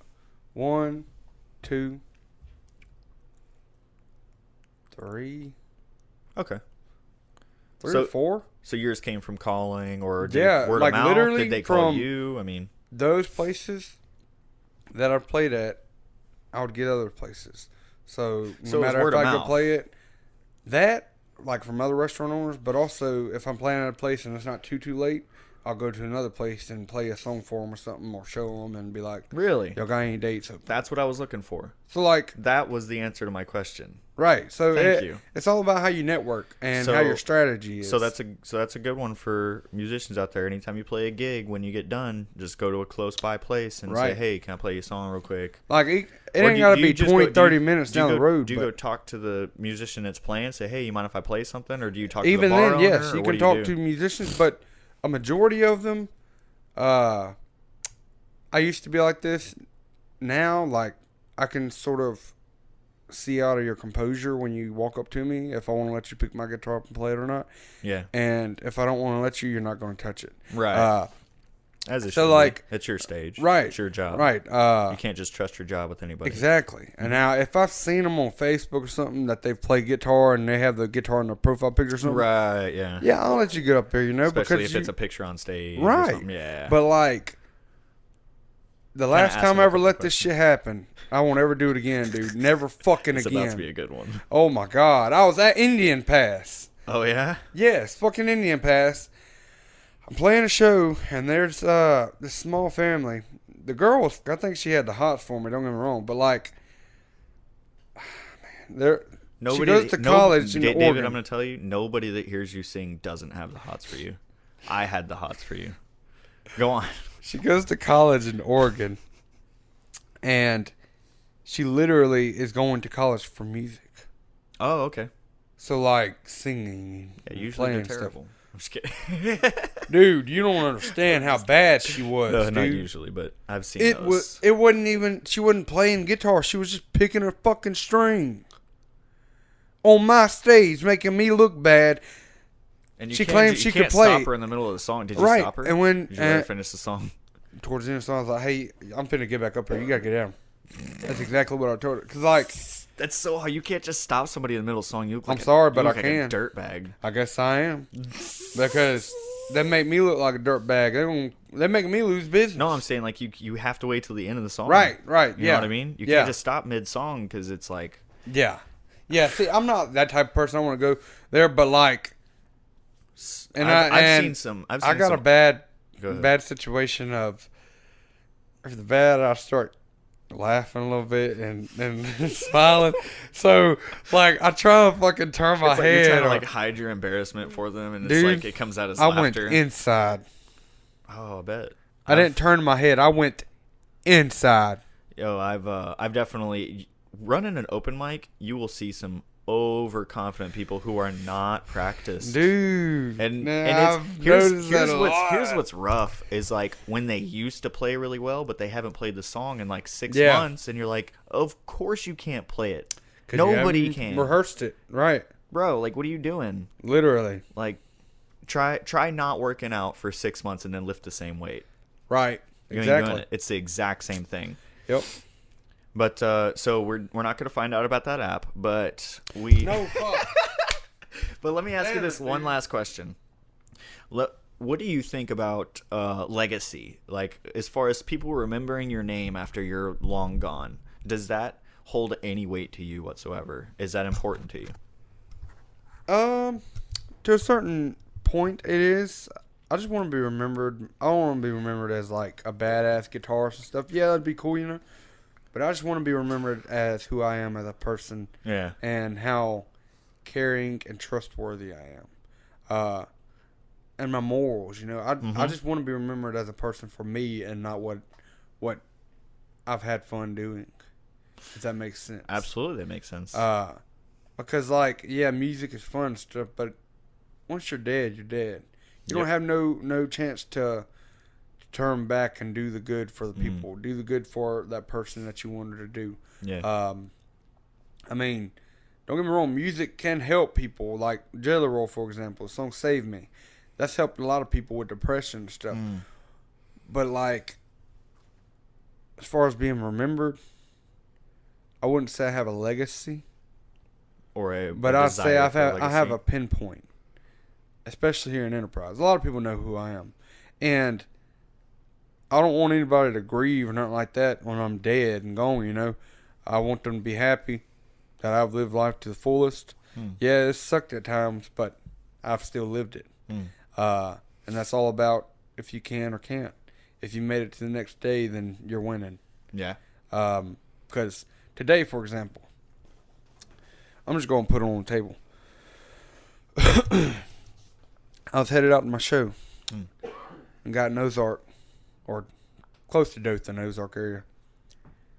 And something was telling me to message the bar owner and see if we're still on for today because he's my friend. Yeah. Well, he said that they sold out oysters and that they wanted to get busy. It happens. I got pissed. Yeah. My I blood bet. started boiling right then and there. I slammed on, or I was slamming the brakes, but I turned into the median to go to turn around.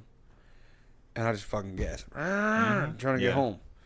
On the way to gassing it, I wasn't paying attention, and I looked up to my left, and a funeral procession was going by. Mm. When I tell you, it was like somebody spoke in my head. Mm. You could be them. Wow. I'm sitting there griping about me not having a fucking show because it got Yeah. canceled last minute. Yep. Who gives a fuck? Yep. You could be 6-7 feet deep into the ground tomorrow Mm-hmm. while you're being looked at throwing a hissy fit because you got a little show canceled. Yeah. Once you can be 6 feet, you won't even have a show ever again. You won't So you have better a fit be- either. Right, so you better be happy for whatever you got now, what shows you got now, and it ain't bored down the shoots. You better be happy for. I'm happy for this fucking pillow, and I don't even own it. It just keeps me comfortable right now. Yeah. So, like, it just all boils down to it, And as soon as it hit me, my mom was in the car, me and my mom, we really ain't on like a lot of good terms right now. Mm.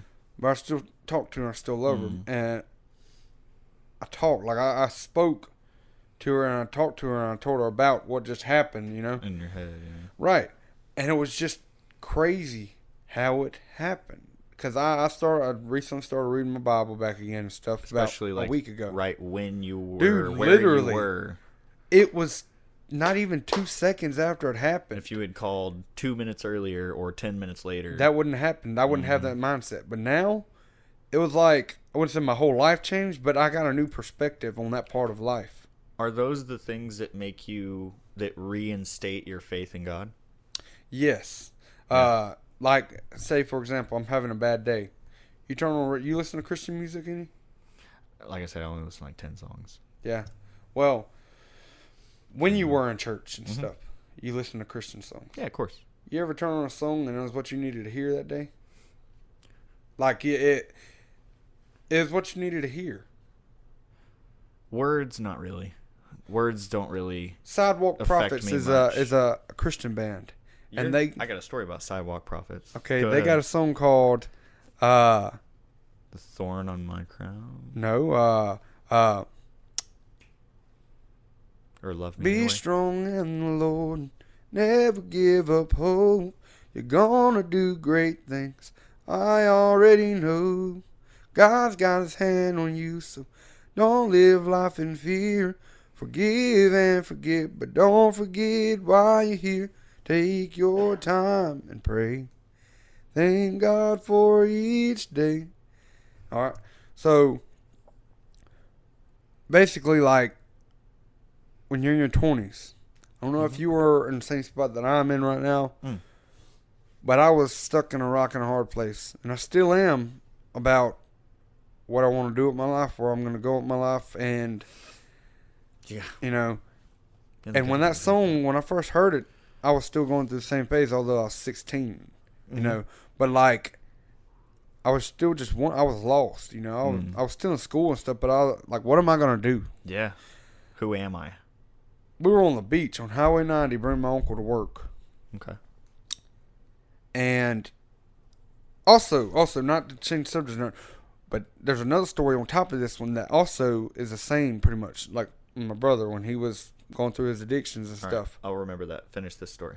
Okay, so pretty much the song come on, the Sidewalk Prophet song, and that made me. I was like, whoa! Like I was just thinking of what, or not just, but like I've been thinking on what I want to do with my life, and then when we turn on the radio, that song comes on out of nowhere. It's the first song. Yeah. It's like, whoa, really? I feel like God gives other people signals to give other people signals. You never know if God laid it on that radio spokesman's heart to play that song, because he didn't know if anybody else needed to hear it. Mm. So that's where my faith falls along, and you know, because I know he is real, and I've seen that he is real. Yeah. So I've seen it in people, Yeah. the good that they do. Yeah. You know, I don't know, man. It's just,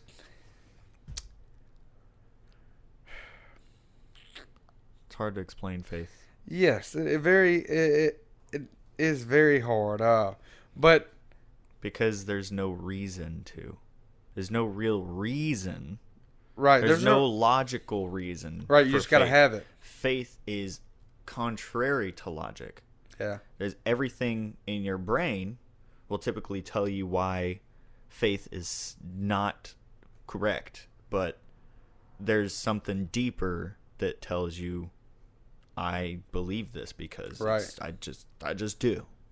like that's it talks about the faith of a mustard seed. You can move mountains. You ever heard of that? I may have. Yeah, the faith of a tiny mustard seed. Okay. You have faith in God, and with the tiny mustard seed, not with it, but like you have that much faith in God. Okay. With that much faith, God can move mountains. So He can move your trials and tribulations that you're going through. He can reroute them to where, I wouldn't say you're not going to go through it, but you're going to come out on top. It's not going to defeat you as long as you got faith. Hmm. And as long as you got faith, it's not going to defeat you at all. Am I right? Or am I wrong?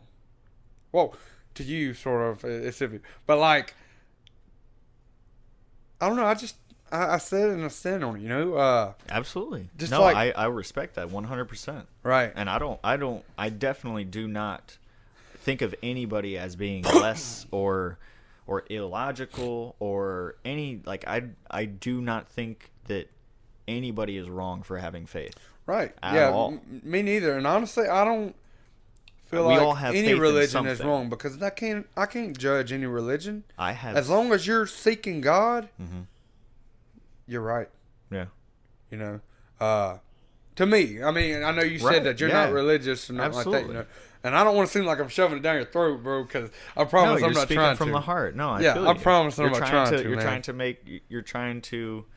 I'm just speaking from my point of view. Yeah. I'm not trying to shove anything. I'm just speaking from my point of view. And also there might be somebody else who watches whose Right. whose faith's being shaken that needs God deeply, and Yep. that might be the thing they need to hear Right. to reinstate their faith. Just like you were saying. No, I never take offense to that. I mean, I say that I've had certain people try to evangelize me, and it gets annoying. And See, I won't do that now. After but like, after like I'll be really polite, and I'll be like, yeah.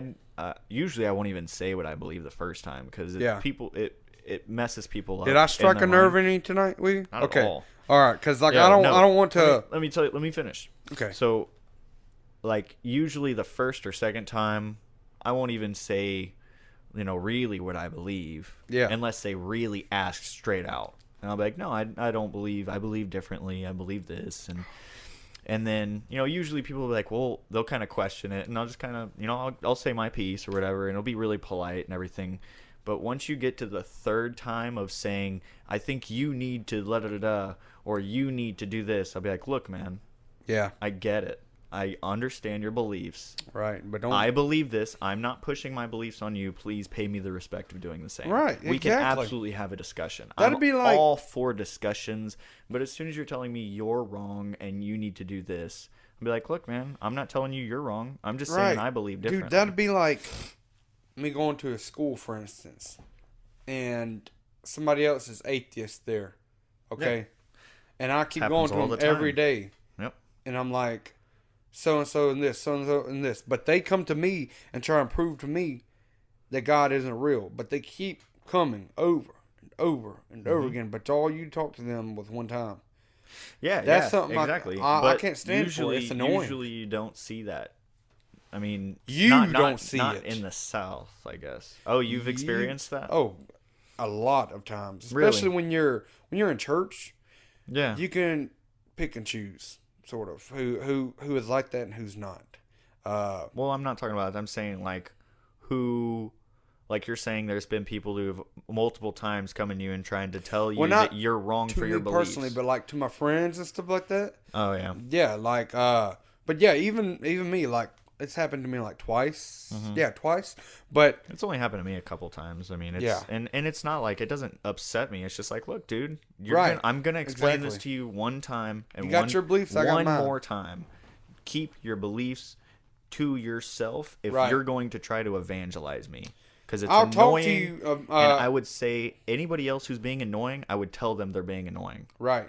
And see, I will talk about God and my religion stuff, but I won't sit here and tell you that you need to be a part of my religion in order to be Right. right. Now, See, I'm I like under that. and I absolutely am very patient, because part of the belief is that you're supposed to evangelize. So I Right. get it. I'm like, hey, I know, I appreciate that you believe. I like it. I see it as you care about people. You care about me enough to let me know. evangelize. Yeah, to Right. try to let me see the light. But look, man, I have my own light. I have my own guide. Dude, And I was that's all there working is to it. on a Halloween fest thing, 2018, 17, Mm-hmm. 17. It was for trunk or treat in the park in my hometown, and Okay. my Bible's in my car, but I got this dollar bill on there, and it's got this writing on the back of it talking about like if prayer was a job, would you still be employed? Good question, ain't it? Yep. If like- self-reflection was a job, that's my prayer, is self-reflection. Yeah. So, like, it was nighttime, man, and I'd be walking up to different people and be like, would you like to hear about the Lord, you know? I would ask them Yeah. first. And someone would be like, yeah, but dude, like, I've gotten told no before, like, no, get away from me. By one girl. And I didn't think none of it, you know, because, like, I understand their beliefs, but there's different ways to go. You ain't got to be rude. Well, you also don't know where they're coming from, because it could have been something that I've seen evangelists destroy people's lives. Yeah, same. Yeah, Because they were so worried about them getting into church and believing how they believe that they didn't care about who they had. They separated them from their friends, from their Yeah. whole support system, and they might not be able to find a support system in the church. Well, my might dad just not also told me happen. the other day, You got because some he right here on your beard. You got it. Go ahead. he's I wouldn't say he read the whole Bible and stuff, but he used to be big into reading the Bible. And Right. You learn a One lot thing from that the Bible. I stuck with think me the everybody other day should that he read told it. me is, once the spirit flees, it's not coming back. You can I don't think that's backslide. You can backslide and seek the Holy Spirit stuff, but once you've done it, and the Lord sees that you're just doing it, you know, spirit will flee. That's what my dad told me.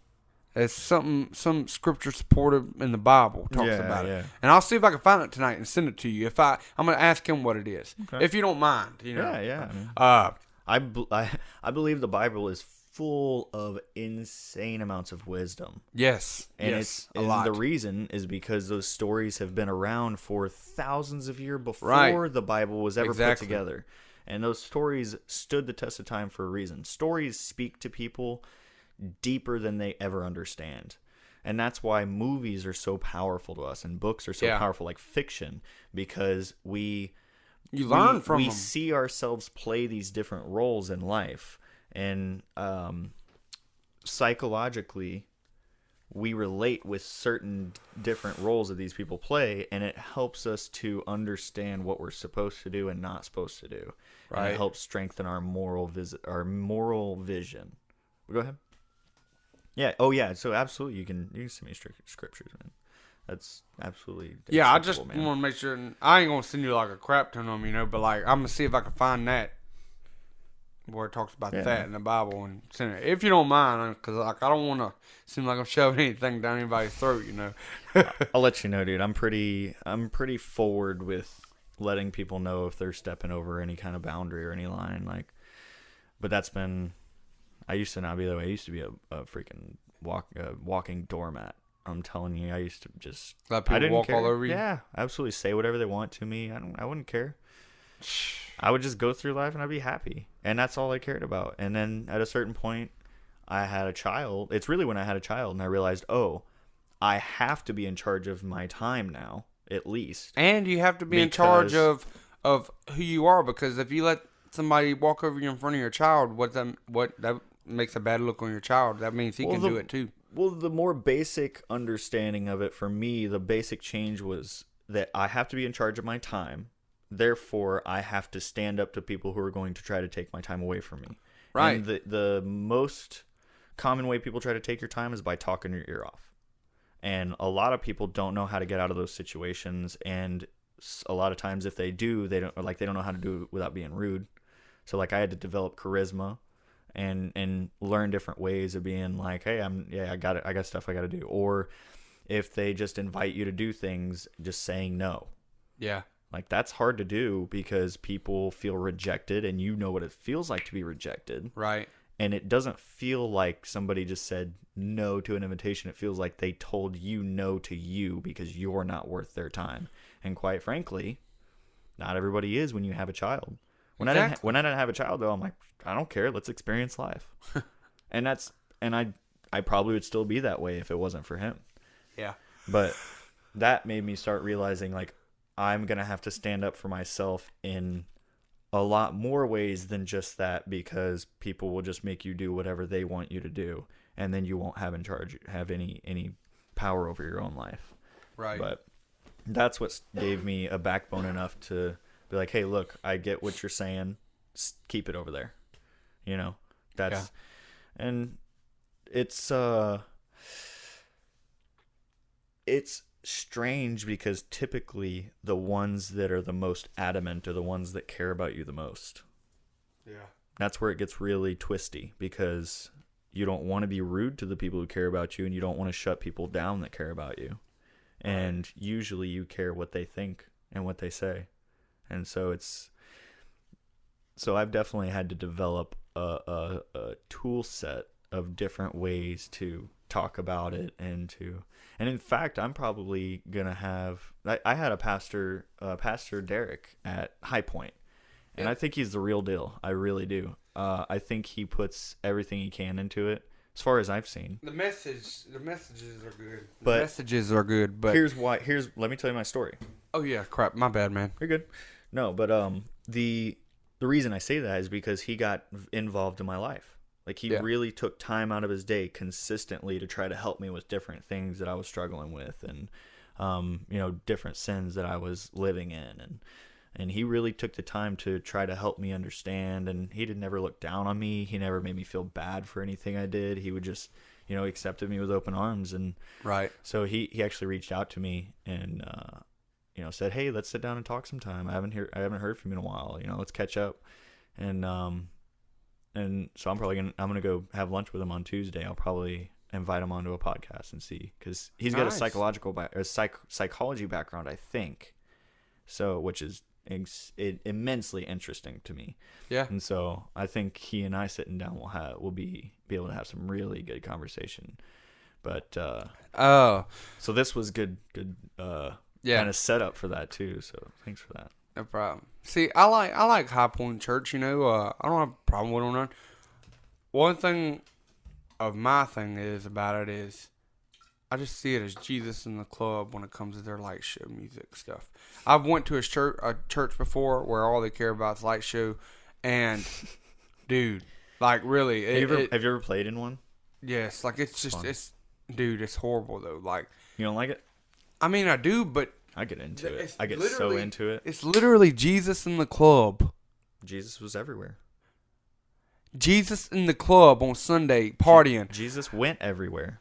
Yes, but still though, Wouldn't- church is not wouldn't- about a light show. You don't need wouldn't lights you to say that- have church. Wouldn't you say that the most effective way to get Jesus into the most amount of people's hearts the fastest would be good? Wait, what? Wouldn't you say that it's good to get Jesus into as many hearts as possible? Yes, of course. But how's a light show gonna get people in? Because when people come and it's boring, they don't come back if it's their first time. But I would. People do not care about the message. People don't come to church because of a message. People come to church either to hang out with their friends. No. The church that I went to, that's where I'm talking about new people. Let me. I've seen a lot of evangelism and like effective evangelism. Yeah. And when somebody gets invited to church and it's boring, they don't come back. Right. Because they're like, this is a waste of my Sunday. Why am I awake? But when they come and it's this whole production, they might have a split second where they're like, oh my gosh, this is powerful. Yeah. Or like all these people coming together and you look around and everybody's into it and they're really getting into praise. And you're like, you get washed over with this oceanic feeling. It works. That's why they do it. I guess it was just with me because I was raised old-fashioned Pentecostal. Yeah. So usually Pentecostal churches that I know of isn't worried about Some people Jesus think in the that club. a lot of the things that certain Pentecostal churches They don't agree do. with it. Yeah. Exactly. Like It's the nowhere same in thing. jewelry, which I'm not Pentecostal anymore. I'm Well, Baptist, Southern I think Baptist. the average person are more against the talking in tongues and the writhing around on the ground, Yes, which not all yeah. Pentecostal churches do, I don't think. But No, there's the free plenty that do. Pentecostal don't. I don't think so, but they do Yeah. believe in it. Now, Would you- old-fashioned where I'm from, where I come from, oh yeah, you speaking, hollering, shouting in tongues, stomping, running around the church. But Everything. people usually don't go to church for a second, third, or fourth time because of powerful speaking. Usually they're not really listening. Yeah. They come for the 7th, 8th, 9th, 10th time for that. They come long term for that. But short term, you got to keep people in those seats.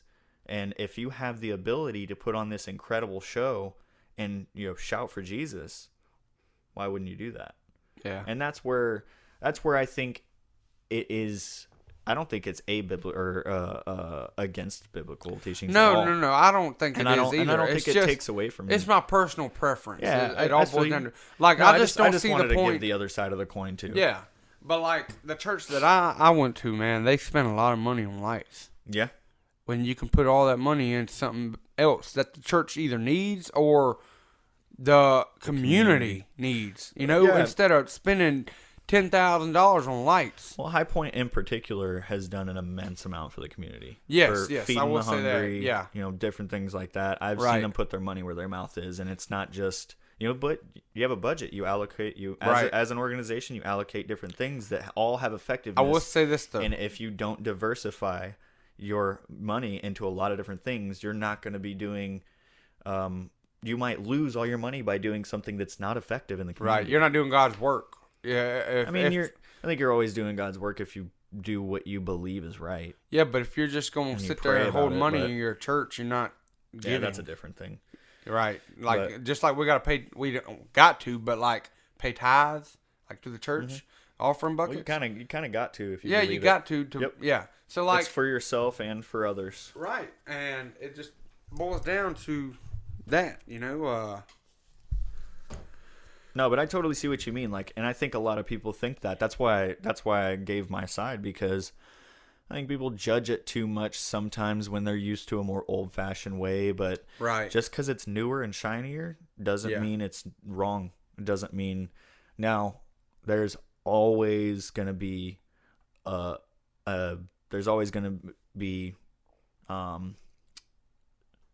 corruption in any when you get numbers big. There's always going to be corruption I'm gonna be honest with you. that runs rampant. It's just The reason why most kids go to church is to go to hang out with their friends. Yep. And if there's a cool show to go along with it, Exactly. They don't go to get the word. I was one of them people, so therefore I can say something about it. Now I go went for both. At the time, yeah, I was going for both. Yeah. But like I think a lot of kids kind of go back and forth, but right now, I'm not making fun of High Point or anything like that. I went there a couple of times, but I also also you're gonna make fun of High Point. I have a friend that sort of used to go just to hang out with friends. Yeah, I mean, so like it was. We're all human, man. We're all gonna it's gonna happen. We're all gonna Everybody's be done it, subject to, like I said, irrational things, and you know, and everybody passes judgment. I'm sure that person passed judgment on the church just like you did. Yeah. As far as like why are you gonna put on some light show for Jesus? Like, well, it has its reasons, but there's usually not a person that they're talking to give them the other side and say, well, it actually works for a lot of people. And so they see that, and so they're like, well, I'm just going to come here and hang out with friends then. And then I'll just leave when I'm done. Another it's thing not also really, is I don't think that it's the right way. A church can get sued probably for having a light show. For epilepsy? Yes, because they don't I've never been to a church where they say, if you have epilepsy, don't come in here. I think High Point started doing it. I think they started giving a disclaimer for the lights. Yeah.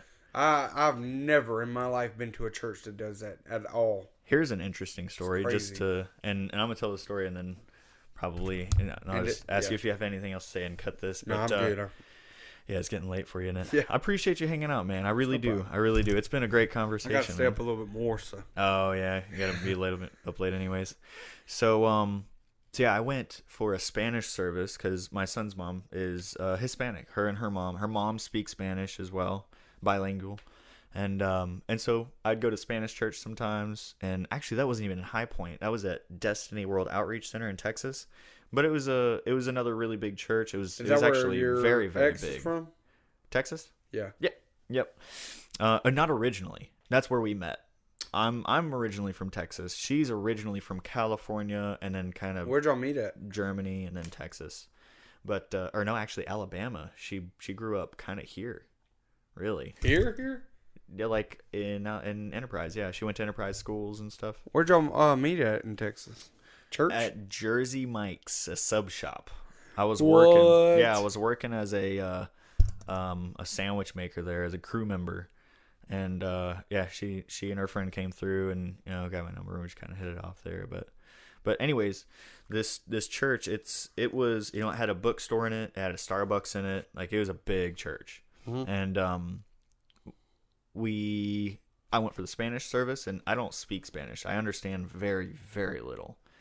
And so I go in, and it's like, the fog machine and the lights, and the band's playing like, ethereal music or whatever. And the lady speaking was speaking so powerfully and with so much passion that I just immediately just like welled up. I didn't understand what she was saying, but just her passion and her words and how much she believed it. She believed it more than anything else, what she was saying. And it immediately made me well up. That's why people do it. That's why churches do it, because it evokes emotion. And when you can get that on a weekly basis, you usually can't get that anywhere else. Yeah. Like, of course, I well up at every movie I watch, but... Do you really? I think it's the music. Did you well up at Marley and Me? Yeah, absolutely. 100%. I think I cried on that when movie. The dog died? Dude, I'll well up in a commercial. Check this out. In the time it took for me to get into a truck, I turned it on to loop it around. It took about 15 seconds, but I was listening to this song. It goes, you've heard the song, it's a country song. It goes, and my when I take you home to mama, guess I'd better warn you. She falls in love a little faster than I do. And I already was like, my dad'll check your tires, pour you whiskey over ice, and what does it say? Basically, pretend that he don't like you, but if we break up, I'll be fine, but you'll be breaking more hearts than mine. I was like, tears, like, it gets me, dude, so quick. Yeah, that's a sad song. Art in general, I think, is what it is, and just because I immediately relate it to my own That's life, where my writing own falls family. along. Yeah, I Literally, mean, like the words of the song. For me, man, like stories, and- right. If it yeah. tells a story, then that's a damn good song. Yep. If it's not like no Luke Bryan, my day spent his life looking up at the stars. Like no, it's none of that. You're so critical. I have never met somebody so openly critical. I'm It's sorry. hilarious, dude. I I just- love it. No, it makes for entertaining. And I'm only that conversations, way. man. I'm only that way towards like new shit, like country music. I can't stand new country music, dude. I really can't. Like unless it's Luke Combs. Sometimes I can listen to him. His voice just gets old after Oh, the that's same funny. song, But like Chris Stapleton, I can listen to him all day. Yeah. But it just Well, that's new country. not necessarily. He's been They just don't around. sound like He it. just ain't been in the woodworks. No, but no, this has been a hell of a conversation, man. It's But been great. let's go ahead and wrap this up, man. You have anything else you want to add at the end, or you done said everything you want to say for now? Stay golden, pony boy. All right, buddy. That's it. Y'all check out Route 88 if that is indeed the name of that app. I'll send you the app when I get my Yep. iPhone. When I get back to my house, I'll Bet look up the that- thing. I'll put that in the notes or the details, and then Okay. also for musicians out there, whenever you play a show, go find a close by bar and play a song there. Try to get you another gig there. It's worked out Right. for this guy pretty well. So Yes, it has. It has a lot. And don't forget 4 words. Never sell yourself short. amen, man. Never. That's a At great way all. to end it. You have safe travels home, man. I'm gonna try. Hope I don't Right. hit another deer. The other day I hit a deer, dude. Hold on, don't cut this shit yet. The other day I hit a fucking deer, bro. I ain't never seen a motherfucking deer fly like a shooting star. You ass hell. You Bro. hit it in your car, like is your In that car, it- the car has a busted headlight and the side of it's got a big ass dent in it. That's it? Dude, let me tell you You're what lucky. happened. I was going 60 miles an hour and I was able to slow down to 45 when I hit this motherfucker.